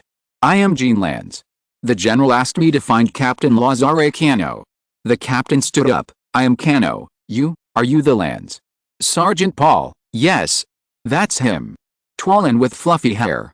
Cano came to Lands, looked him up and down carefully, walked around him, and then shook his head in confusion. He looks like an ordinary strong young man.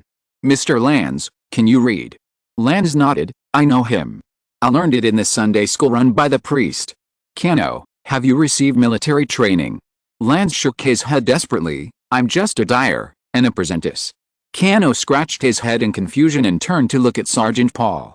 The latter spread his hands. There was no choice. Cano turned to Lands. Do you know why the general thinks so highly of you? Lands, I don't know. I don't know. Sorry for my hometown accent. Laser Cano paced in the room, muttering as he walked. The general asked people to pay special attention to an apprentice in a dyeing workshop? Dyeing workshop. Cano clapped his hands, turned to ask Lands, does he want you to be in charge of the production of military uniforms? No, he wants me to learn from you how to organize the army, march and fight. Cano was completely confused. Are you sure he said that? Jean Lands himself was not sure. It should be said that. I don't know why the general thinks so highly of me. This is the first time I met him today. The three people in the room stared at each other. Sergeant Paul suddenly said, could it be that His Excellency the General received a revelation from God? Cano, a person who confiscated the Pope's territory and all property in Kintar, received a revelation from God. Sergeant Paul hesitated for a moment and said, maybe it was the Lord of the Protestant Church. After saying that, he was immediately frightened and made the sign of the cross on his chest repeatedly. Rana, why don't we go? Asked the general directly. It's not a big deal. Wait a minute. Cano stopped Rana, who was about to leave. Forget it. Why the general noticed you is not a big deal. Since the general's order has come down, you stay here and learn from me how to organize and train the army. Sergeant Paul, then, my question, just forget it. Of course. Cano replied. A soldier's duty is to execute orders. Since such an order has been issued, just execute it and don't ask why. The general wants you to pay attention to someone else. Please write it down and make a list for me. Sergeant Paul, yes, I'll write it right away. Rana, with my authority, I can only give you the rank of Private First Class. Private First Class Rana, now go find the quartermaster and get a military uniform. Yes. Looking at Rana running out of the room quickly, Cano had a complicated expression. He muttered in a voice that only he could hear, could it be that our commander also knows how to observe the stars? By analyzing the starry sky through mathematics and peeking into fate, only in this way can we get a reasonable explanation. On the other hand, the maid Fanny came to a completely different conclusion. When Ning was alone in the study, she spoke quietly. First it was the short boy Napoleon, then this strong big boy Lana. You don't look for men through the windows of carriages on the street every day, do you? And Ning, you have a big misunderstanding. I like women. Oh, really? Fanny looked unconvinced. Then why don't I see you bring any beautiful ladies home? And when you were at home, you never patted the buttocks of the maids. Huh? Wait, can I pat that? And Ning, I'm not busy. No, as a maid, aren't you being too nosy? As a maid, of course I have to care about what kind of mistress will come to the house. This is a maid's survival instinct. If the future mistress is picky and difficult to serve, my entire career as a maid will become dull and bleak. And Ning, okay, survival instinct, nothing to blame. But you really misunderstood this matter. There is no such thing. You don't have to deny it. In fact, there are quite a lot of such people among the nobles, but they will get married at the right age first. And Ning, are you referring to our locksmith king? For example, your majesty. You should also get married first, and then pursue your personal hobbies. And Ning, for example, fiddling with door locks and guillotines. Fanny, yes, for example, that? And Ning shook her head. Fanny, I should have told you that the future will be a very turbulent era, and this time is not suitable for romance. Fanny curled her lips. Well, I've already worried about your marriage anyway, and I've fulfilled my duties as a maid. You can't blame me if anything happens next time. And Ning, of course, I don't blame you. Fanny was silent for a few seconds, and then asked, so why did you choose that Lana? I don't see why he deserves special attention. And Ning, someone told me that he would become a great general. Fanny, dying apprentice. And Ning, I'm still a leatherworker. The ancient Eastern country has a mysterious skill called face reading. I know a thing or two. That Lana looks majestic and must be a great general. Fanny, you also know the mysterious skills of the ancient Eastern country? Where did you learn it? In Brienne. Where? I mean, in my hometown of Seine, the priest taught me. Fanny has spent almost the entire Brienne period with a Ning, and this kind of nonsense will not fool her. Fanny curled her lips. Forget it. This is not the first time you have shown your extraordinary talent. I am used to it. I'm going to prepare dinner. Fanny said and left the terrace. And Ning breathed a sigh of relief, picked up the teacup, and took a sip of coffee. Chapter 121 Why aren't you bald? A few days later, and Ning was watching the training in the playground converted from the garden behind the manor, when Laser Cano suddenly came to Ning with a man. And Ning looked at the man Cano brought with him in confusion and asked, who is this? Cano, this is the second lieutenant of the 12th Cavalry Regiment, Louis Nicolas Davout. And Ning said oh, then looked carefully at the man Cano brought with him, and asked in confusion, why are you not bald? In most portraits of Davout, the most obvious feature is the shiny top of his head, which looks like the Japanese Kappa monster. This impression was too deep, so Ning blurted it out subconsciously. Davout was shocked. What? General, how did you know that I have severe hair loss? Laser Cano was also shocked. General, you even calculated his hair loss. And Ning realized that he had gone too far, so he quickly made up for it. The person who recommended you to me noticed that you have severe hair loss, so he told me. Davout, may I ask who recommended me, a criminal, to you? And Ning, criminal. Cano explained, he was arrested by the local National Assembly because he led his troops in a mutiny and fought for wages. Davout corrected indignantly, it's not for fighting for wages. I was an officer who led them to oppose the old kingdom, but was arrested by the National Assembly and has been locked up until now. I used a lot of connections to get him out of the prison where his original unit was stationed, said Carnot.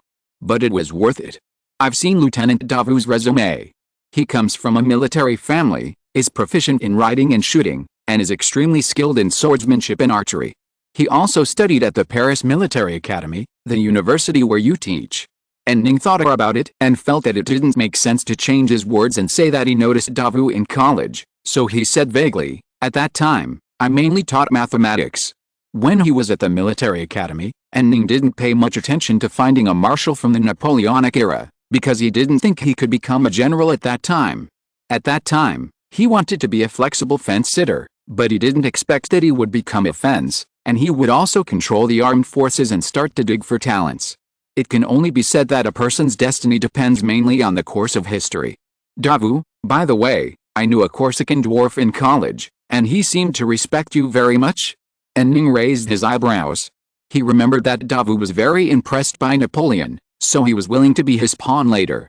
How come he has become a Corsican dwarf now? Did I read that version of Napoleon's biography wrong? Or did the creator praise Napoleon too much without thinking? Or did I change history again? And Ning thought about this and replied, "Oh, you are talking about Napoleon Bonaparte. He is my friend and a very great genius, but he should be back home to visit his relatives in Corsica now." Shortly after the capture of the Bastille, Napoleon wrote to Ning, enthusiastically praising Ning's action in conquering the Bastille and declaring that he would emulate Ning in Corsica and do something big. Shortly after that, Napoleon took leave and returned to Corsica. Now he is probably experiencing setbacks in Corsica just like in real history. Davu, really? That's a pity, he is a very outstanding artillery officer. And Ning, well, Lieutenant Davu, you know that the cavalry in my army are all female soldiers now, right? Davu, I don't think female soldiers can perform cavalry tasks. Their hands will be exhausted after chopping off a few heads, and their ability to continue fighting is questionable. Cavalry is also a physical job. They are good as infantry, especially as skirmishers. Skirmishers generally don't fight hand-to-hand with the line infantry. They are mainly responsible for shooting and harassment, and their physical consumption is relatively low. And Ning raised his eyebrows. It's Davu who pointed out the Achilles heel of female soldiers right away. There is a gap between women and men in physical fitness, but in skirmishers, a type of soldier that mainly uses muskets, the impact of the physical difference between women and men will be minimized. And Ning, forced by the current situation, all parties are now holding on to the cavalry very tightly, and I can only use this method to raise an additional cavalry unit. No, that's not what I want to say. What I want to say is that there is no cavalry unit for you to command for the time being, and you may need to command the infantry for a while. Davu, no problem for me. I am very familiar with infantry tactics, and I am also good at leading a charge. And Ning nodded, then said to Kano, let Lieutenant Davu be the captain of the teaching team here. He should be more than capable enough. No problem. Then let him educate Lana, the dyeing workshop apprentice a few days ago. And Ning thought about it, and it seemed that there was nothing wrong with Davu educating Lana. As long as Lana could learn how to command an army and fight a war. And Ning, let's do it. Kano saluted Ning, I understand, I'll arrange it right away. Lieutenant Davu, come with me. Davu also saluted Ning, and then the two of them walked towards the manor owner's building together. On the way to the manor owner's building, Davu asked curiously, what is a teaching team? It is a demonstration unit established by His Excellency the General to train key non-commissioned officers. Your task is to educate the trousers guys drawn from the entire army into qualified non-commissioned officers. Davu, is the General's army really composed of men in long trousers? Yes, men in long trousers and farmers. If you actually go to see their training, you will know. He led such an army with lax discipline and poor training to defeat an enemy that is 10 times larger than his own. Kano glanced at Davu and was satisfied to see an expression of admiration on the other's face. Davu, really? It's amazing. Kano, but we can't go on like this, so our task is to turn this motley crowd of men in long trousers and farmers into a regular army. Davu, leave it to me, I will train these men in long trousers hard. However, when I first came, I thought I would join the Knights of the Afterglow.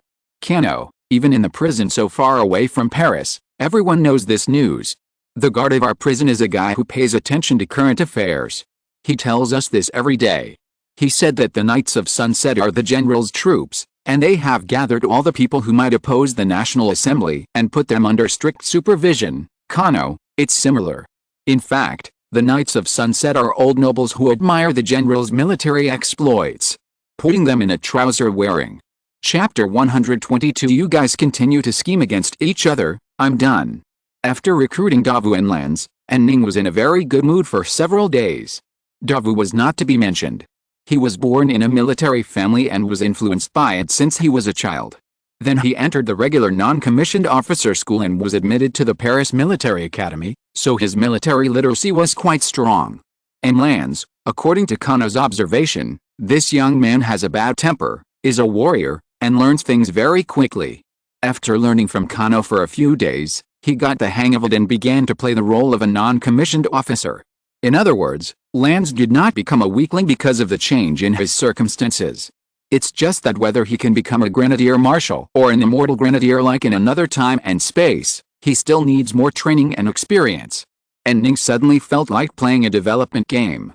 It's a pity that this development game does not have a simple and clear interface, which can clearly know what command can develop what value. And this game cannot be saved.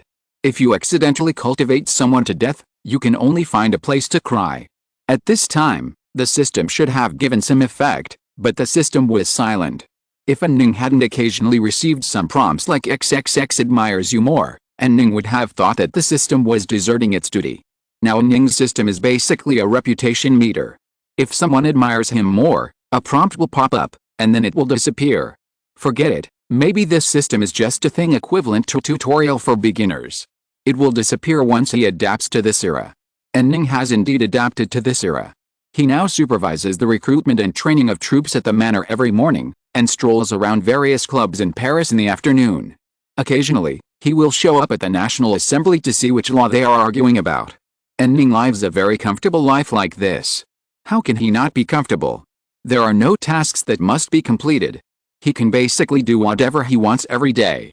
Except for the lack of video games, air conditioning and iced happy water, and Ning has basically no dissatisfaction with this kind of life. But Ning is a former social animal. Before crossing over, he worked 996 every day, accompanied by endless code to write and endless bugs to check every day, and even had a tight sleep time every day. In comparison, his current life is simply a fairy life. Sometimes Ning could even sit on the terrace, drink coffee, and watch Carnot and his men train the troops on the playground for a whole day. Oh, how comfortable and relaxed. When Ning was relaxed, some people in Paris would be uncomfortable. One of them was Lafayette. Lafayette's reputation in the parliament had been seriously threatened recently because he supported officers from all over the country to suppress the mutiny of soldiers. Not to mention the members of the Mountain Party such as Robespierre and Danton, and the Girondists who had long been against the Pétain Party. Even many people within the Pétain Party began to attack Lafayette. More and more people saw the benefits of overthrowing Lafayette and began to stir. Someone even proposed in the parliament that Lucanard should replace Lafayette as the commander-in-chief of the National Guard. Although this motion was rejected, Lafayette was still on pins and needles. At this time, in Lafayette's view, Andy Frost, who was appointed as the military commissioner of the Cantal region but stayed in the suburban manor without moving, looked like a conspirator who was actively preparing to replace him. And not only Lafayette thought so, many people in the parliament also thought so. Many people were waiting to see the Mountain Party take the initiative to attack, kill Lafayette, and let their military genius take over. But the Mountain Party seemed to have no interest in this recently. They seemed to be focused on formulating a better constitution and had no great interest in these things of fame and fortune. Lafayette would not be fooled.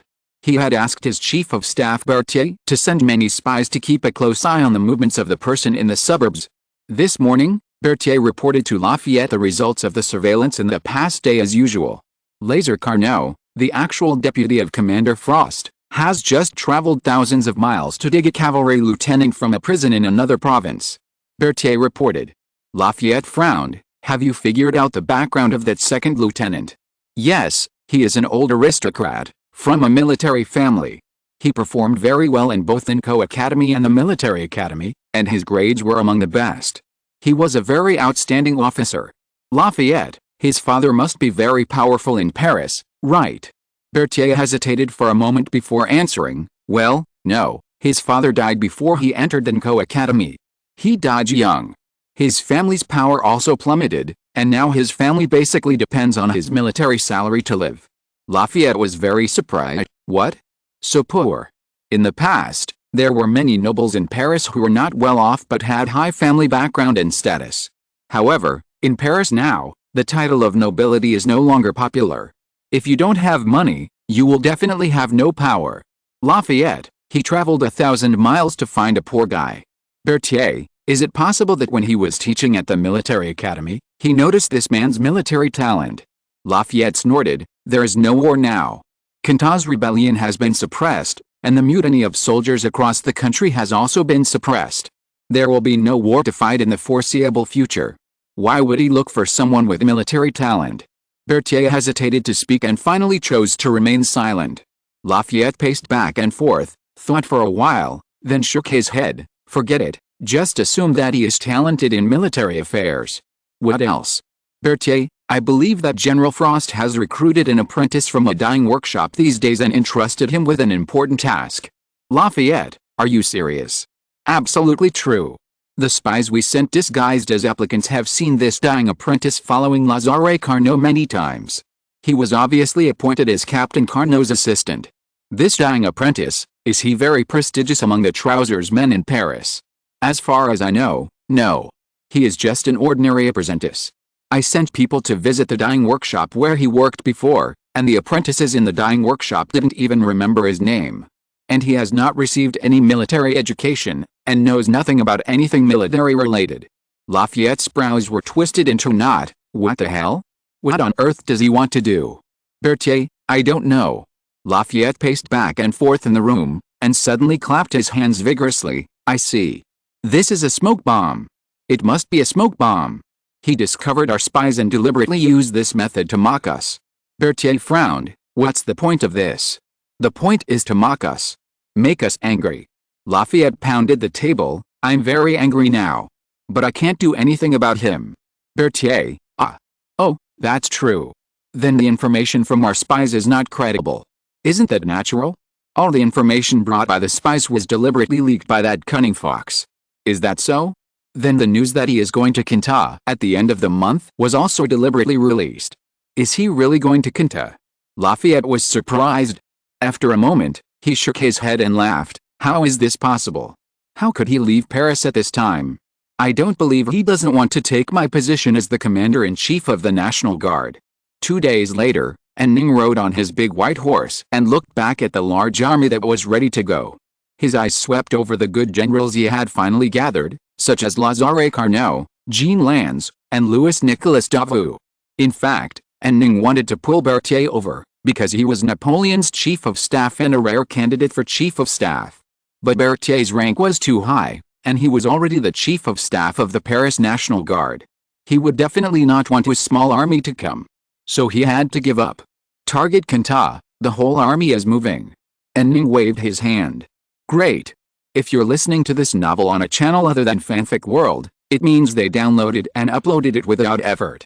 We cordially invite you to visit our channel, Mundo Fanfic Novelis. There you'll find the original version of this story and you can explore many other novels of various genres.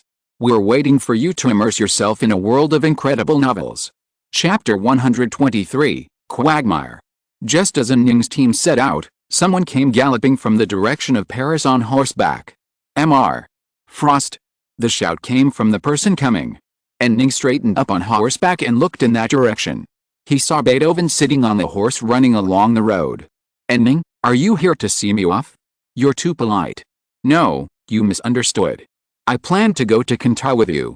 Ning asked doubtfully, what about your opera? I'm just a composer. I have completed all the creative work of the opera. Even without my troupe, it can continue to be performed in Paris. As a composer, I need the stimulation and insights that life gives me to create works. I have a feeling that this time with the army will bring me a lot of inspiration. General, please allow me to follow your army. Ning raised his eyebrows. There would be no problem taking Beethoven with him. It would be easy for his own troops to have military songs in the future. So he nodded and said, I allow it. But this distance is very long. If you are not used to riding a horse, your thighs will probably be rubbed to the point of bleeding, which is very painful. Beethoven showed an embarrassed expression. It's true that I don't ride a horse very often. In fact, my butt started to hurt on the way out of Paris. Beethoven probably rode as fast as he could when he heard the news that Ning was running. The horse was extremely bumpy when running, and it was especially painful. Ning pointed to the army's baggage caravan. You can ride in the baggage car, and the horses can be given to the cavalry girls to take with you.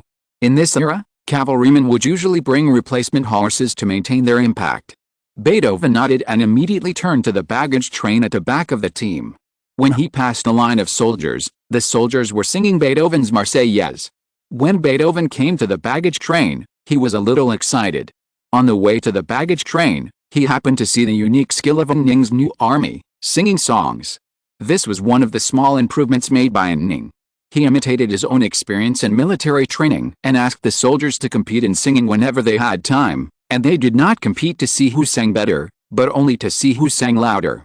In practice, and Ning confirmed one thing, that the activity of singing songs can indeed greatly improve the cohesion of the troops. When singing songs, each platoon formed a competitive relationship, and the appearance of the enemy greatly strengthened the unity within each platoon. Now, this act of singing songs obviously shocked Beethoven. He was very excited and thought, "General, you have turned music into a means of rallying the troops. I see a centripetal force in these soldiers that far exceeds that of ordinary troops, at least on the surface. I should create this kind of light and happy music that can be used for singing battles as soon as possible." Beethoven didn't know that the behavior that Ning taught the troops was called singing, so he made up a suitable word. While thinking this, he sat down on the board of the baggage cart and began to think about the song. As a musical genius, Beethoven didn't like to use paper to record the beautiful phrases he thought of at any time. He usually kept them in his mind. So at this moment, Beethoven tapped the board of the baggage cart with his fingertips, beat the rhythm and began to weave the song in his heart. At this time, the coachman driving the baggage cart turned around and spoke to Beethoven. "Sir, who are you?" "Ah, I'm a musician. The general personally allowed me to collect folk songs in his army." The coachman looked solemn. "What does collecting folk songs mean?" Beethoven then realized that he had just used a Latin word, so he hurriedly explained, "It means walking around and taking a look around to inspire your own creation." The coachman raised his eyebrows. "It sounds like something a spy would do." "I'm definitely not a spy." Beethoven hurriedly clarified, "I'm really a musician. The song 'Citizens, Arm Yourself' that they sang was composed by me." The coachman immediately exclaimed, Are you the composer of that song? It seems that everyone in the imperial capital can sing that song all of a sudden. I sing it often too."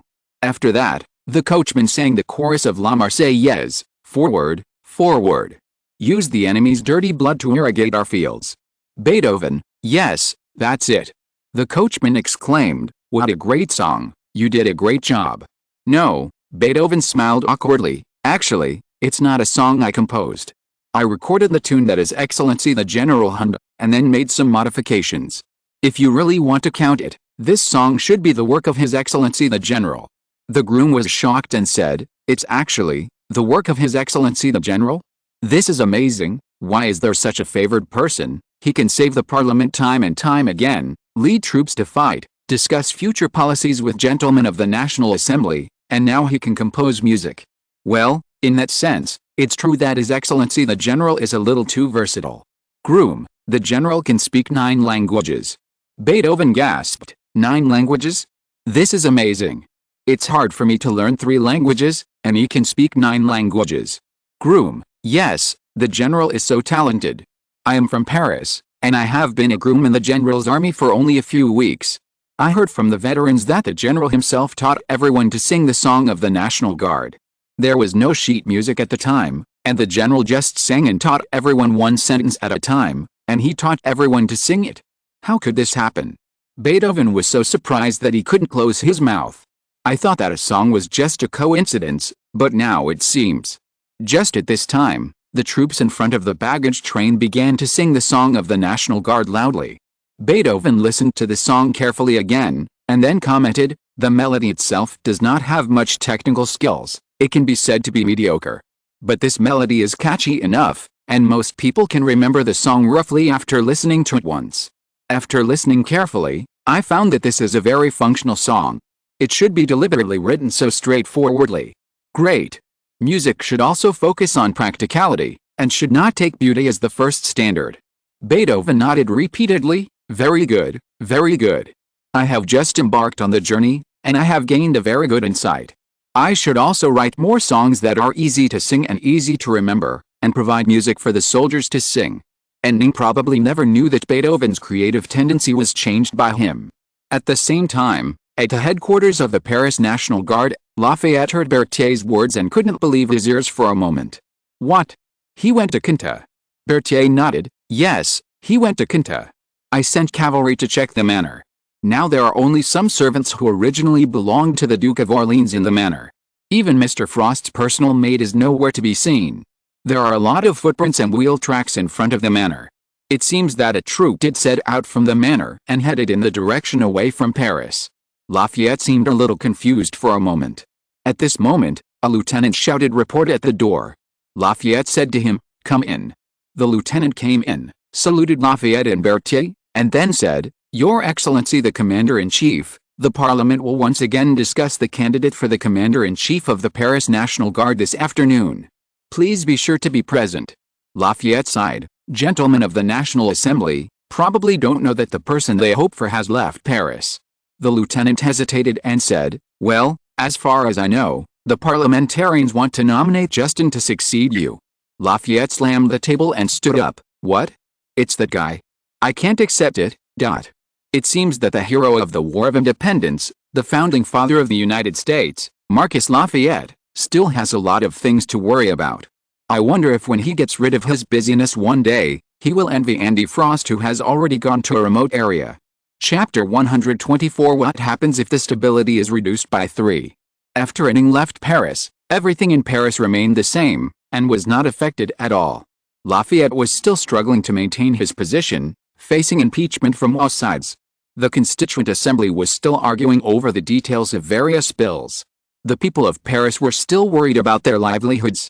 The only thing to be thankful for was that the price of bread remained at a level that most people could barely accept due to 2 consecutive years of bumper harvests. On the other hand, Ning was busy inspecting his own estates. Before, he had confiscated the church's properties, but he didn't have time to examine them carefully. He was too busy at that time, so he just took the deeds and left it alone. Now that Ning was free, he took the deeds to inspect his confiscated properties every day, and found that at least 30% of the land around Cantal was in his hands. These lands were so large that Ning could ride a horse for a day and still be within his territory.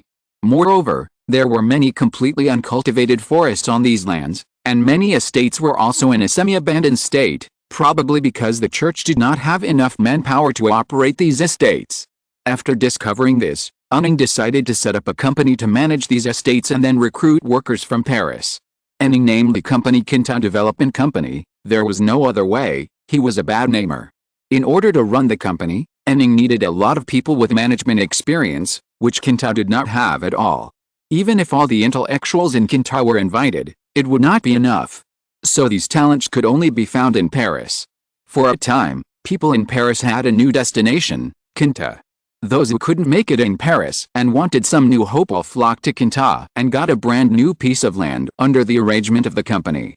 Ning's approach even inspired the gentlemen of the National Assembly.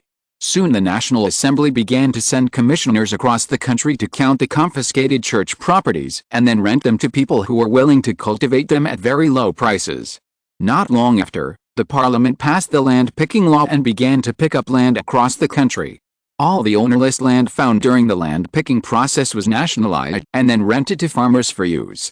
Yes, Ning actually inadvertently promoted the land reform in France, which would have taken some time to implement. With the implementation of the land law, the government's financial situation further improved, and the problem of the devaluation of the assignats was alleviated to a certain extent. Then in November 1790, the clergy law was promulgated, almost at the same time as the original history. After the promulgation of the clergy law, an uproar quickly broke out across the country. Many priests in conservative areas refused to swear allegiance to the country in accordance with the clergy law. They became so-called oath-rejecting priests. Patriots from all over the country immediately arrested these oath-rejecting priests in accordance with the clergy law and hanged them all. This caused large-scale unrest in conservative areas. For farmers in conservative areas, they may have been baptized by priests in nearby churches since birth. Their wedding ceremonies were presided over by this priest. Their weekly worship was also organized by this priest, and the Christmas Eucharist was also received from this priest. It can be said that these priests, or more formally called parish priests, are the organizers of rural life. Rural people may not know who their lords are, but they must be familiar with priests. Now, just because these priests refused to take the oath, they were hanged. You can imagine how angry the peasants would be. In addition, after the revolution, the peasants in the countryside hardly enjoyed the benefits of the revolution. Although they burned the deeds of the lords, they still did not get the land. The parliament stipulated that all the land should be redeemed at the market price, and the peasants did not have that much money. Although they did not get the ownership of the land, they still had to pay taxes. Moreover, in the past, taxes in rural areas were collected by bailiffs selected from local residents. But now bailiffs are sent from the city. These strangers are domineering in the countryside and make many unreasonable demands. Therefore, since the Great Revolution, the peasants have had enough. The accumulated dissatisfaction immediately reached its limit after the lords from the city hanged the local priests. So the violent outbreak erupted in the last month of 1790. By 1791, the entire French countryside was full of the flames of rebellion. In the words of the gang Europa Universalis, an incident occurred, causing the national stability to -3, and rebels broke out everywhere. Players usually spend money to increase stability at this time, but the parliament has no money now. The financial situation has just improved. Where can the money come from? In many places, representatives of the parliament were hung on street lamps, just like when they hanged the priests who refused to swear. Patriots who supported the parliament were massacred by the peasant army. Many old nobles who lost power because of the parliament took the opportunity to stir up trouble. The peasants seemed to suddenly remember the kindness of the noble masters and supported these old nobles. They forgot that just 2 years ago, in the summer of 1789, it was they who rushed into the manors of the masters, burned the deeds, and shouted "Long live the National Assembly." Of course, these rebellions did not affect Paris for the time being, and in fact, they did not even affect the towns around Paris. Because the closer to the big city, the more the residents are influenced by revolutionary ideas and the more progressive they are. Correspondingly, many priests in these places also support the National Assembly, so most of them chose to swear the oath. The whole of France seemed to be divided into two worlds. The places near the city were peaceful and harmonious, while the countryside far from the city was in chaos. In the turbulent countryside, the scenery on the side of Cantal was unique. Cantal was also a countryside far away from the big city, but there were no refusal priests on Ning's side. Those who would become refusal priests had long been sent to work on the farm by Ning. And those who might become rebels had already witnessed the bravery of the National Guard a year ago, and now they still trembled when they mentioned General Frost. How could such a person rebel? He couldn't rebel. He didn't have the ability to do so. With the occurrence of nationwide unrest, Cantal, where Ning was stationed, became the target of patriots fleeing from all over the country, just like several big cities. And Ning had been prepared. He had built a lot of new houses in Cantal, waiting for the refugees to come. He also arranged jobs for the refugees. For a time, the whole Cantal seemed like a paradise compared to other chaotic places. In March 1791, the Parliament issued a third order, asking Ning to lead the army to suppress the rebellion. Ning replied that there were also signs of rebellion in the Cantal region, and he had to maintain stability in the Cantal region and continue to keep his troops in place. However, Ning felt that the time for war was approaching. So he ordered a military exercise to test the results of the National Guard's training over the past year. The exercise was scheduled for the morning of April 15, 1791. Chapter 125 Exercise. At this time, General Andy Frost's army had 15,000 regular soldiers. Among them, there were 2,500 cavalrymen, a total of 5 cavalry regiments. In addition, there were 5 reserve cavalry regiments. The reason for the reserve was that there were not so many horses for the time being. And Ning was not short of money to buy horses. He had enough money, but the problem was that there were not enough horses on the market. Before the Great Revolution, many nobles who raised horses in the countryside were killed, and no one managed the horse farms. The horses in the farms ran away or starved to death. Now the whole of France is in a state of horse shortage. The official horse farms only supply official post stations and cavalry regiments. And Ning's cavalry is not considered official and has no supply quota. So Ning could only build a horse farm by himself and raise horses from scratch. There has been no results so far. The horses he purchased were only enough to arm 4 cavalry regiments. Together with the Guards cavalry regiment given by the King of France, there were 5 cavalry regiments. The remaining female soldiers who were recruited to be cavalry were temporarily organized into infantry. This group of infantrymen wearing skirts also got a nickname, the Scottish Highland Regiment. This is because someone heard that the British Scottish Highland Infantry Regiment all wore skirts on the battlefield, and these female soldiers also wore skirts, so they gave them such a nickname. People who don't know would think that Ning has British mercenaries. In addition to these 2,500 cavalry and 2,500 reserve cavalry, the remaining 10,000 infantrymen are organized into 5 infantry brigades. One brigade has 2 regiments, Each regiment has 2 battalions, and each battalion has 500 people. Why is there 500 people in a cavalry regiment and 500 people in a battalion of infantry? That's because the organization is stipulated. In addition to these troops, Ning also has a direct infantry team, which is divided into 2 parts. The first part is the Afterglow Knights, a total of more than 900 nobles formed into a regiment, commanded by General Andy Frost himself. The second part is the co-training team. The entire training team has a company organization, and a group of students are replaced every 3 months. This is now the 3rd batch of students. The first 2 batches of students have been dispersed throughout the army and become grassroots NCOs. Because the number of qualified NCOs in Ning's army has reached 400, which is basically 25 soldiers to 1 NCO. This ratio is almost acceptable, so Ning ordered the training time of the training team to be extended to 1 year in order to train more reliable NCOs. The first 2 batches of quickly trained NCOs will be returned to continue training in the future. On the morning of April 15th, the bells of several monasteries in Kolta rang, and Andy Frost's army marched out of the monastery where they were stationed and headed for the exercise field in an orderly manner. And in General Andy Frost rode his favorite big white horse, stood at the gate of the monastery, and inspected his troops. Several senior officers of his troops followed him on horseback. They are Chief of Staff Captain Lazare Carnot, Commander of the Cavalry Unit Ms. Valerie de Oliver, Captain Louis Nicola Davu, Commander of the 1st Infantry Brigade and Deputy Commander of the Infantry Unit, Captain Russell, Commander of the 2nd Infantry Brigade, and Sergeant Jean Lanz, Captain of the training team. The commanders of the other brigades did not go with Ning because they could not ride horses. In addition, except for Captain Davu, the commander of the 1st Brigade, the commanders of the remaining 4 infantry brigades of Ning's army were directly promoted from the big soldiers. Lazare Cano was very worried about this. He believed that these people of common origin did not have the ability to command a brigade.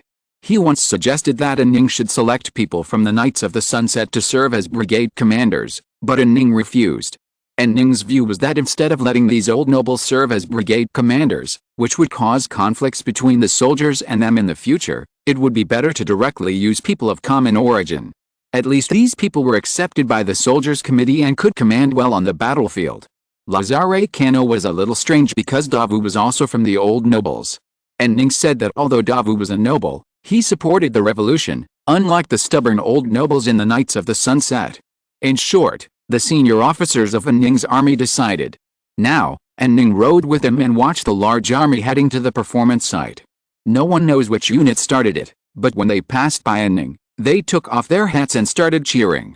Ning raised his eyebrows and asked Davu beside him, "Did you give the order to do this?" Davu, "I didn't."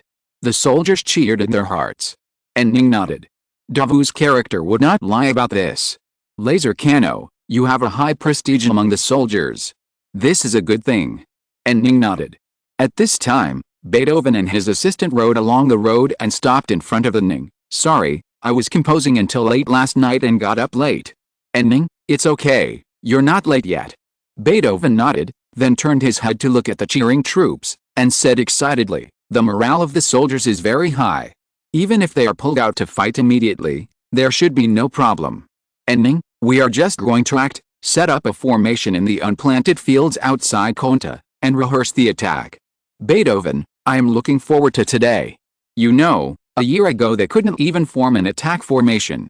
Laser Cano immediately said, "They won't disappoint today. After all, they have been training for a year. And now we have enough non-commissioned officers. Although it is not as good as the old army where there was 1 non-commissioned officer for every 10 people, the relationship between our non-commissioned officers and soldiers is better." Ning, Mr. Beethoven, "Today you will see what an army with officers and soldiers as one looks like." At the exercise area, many citizens of Kolta and farmers living nearby had already come to take a seat to watch the training. Ning rode his horse up the only hillside nearby. This was probably the only hill within a radius of dozens of miles. When he reached the hillside, he took out a monocular telescope and watched his troops unfold from the marching column to the horizontal column. The officers beside him were missing Davu and Russell, who had gone back to command their own troops. Laser Cano explained to Ning, "The first one to complete the deployment now should be the Sunset Knights, judging by the flag. When I set the exercise plan, I asked them to unfold in the last column as the reference point for the entire army. Because the Sunset Knights were all nobles of the Old Kingdom, their uniforms were gray with blue belts. In addition to the tricolor flag, this group of people looks similar to the army of the Old Kingdom with the iris flag. In front of them, the blue troops were unfolding into a thin blue line. To be honest, Ning really felt like he was playing Mount and Blade 2 at this time, and it felt like a thief watching his men line up. He could even hear the game's background music. Kano, Davu's troops are almost deployed. He is an outstanding officer, which is also reflected in the speed of his troops' actions. In comparison, the Captain Russell you promoted is much inferior. Ning, but Captain Russell is loved by the soldiers. His appointment as a brigade commander will give the soldiers hope, the hope of being promoted from the bottom to the top of the army. Kano, a soldier who doesn't want to be a general is not a qualified soldier. Kano, I doubt how much military talent a general who is promoted from an ordinary soldier has. Ning, then we'll see. End of this chapter. Thank you very much for reaching the end. Don't forget to like. Looking for more exclusive content and immediate access? Subscribe to our Patreon. Remember, every like, subscription, or donation encourages us to continue. Thanks to everyone. See you in the next video.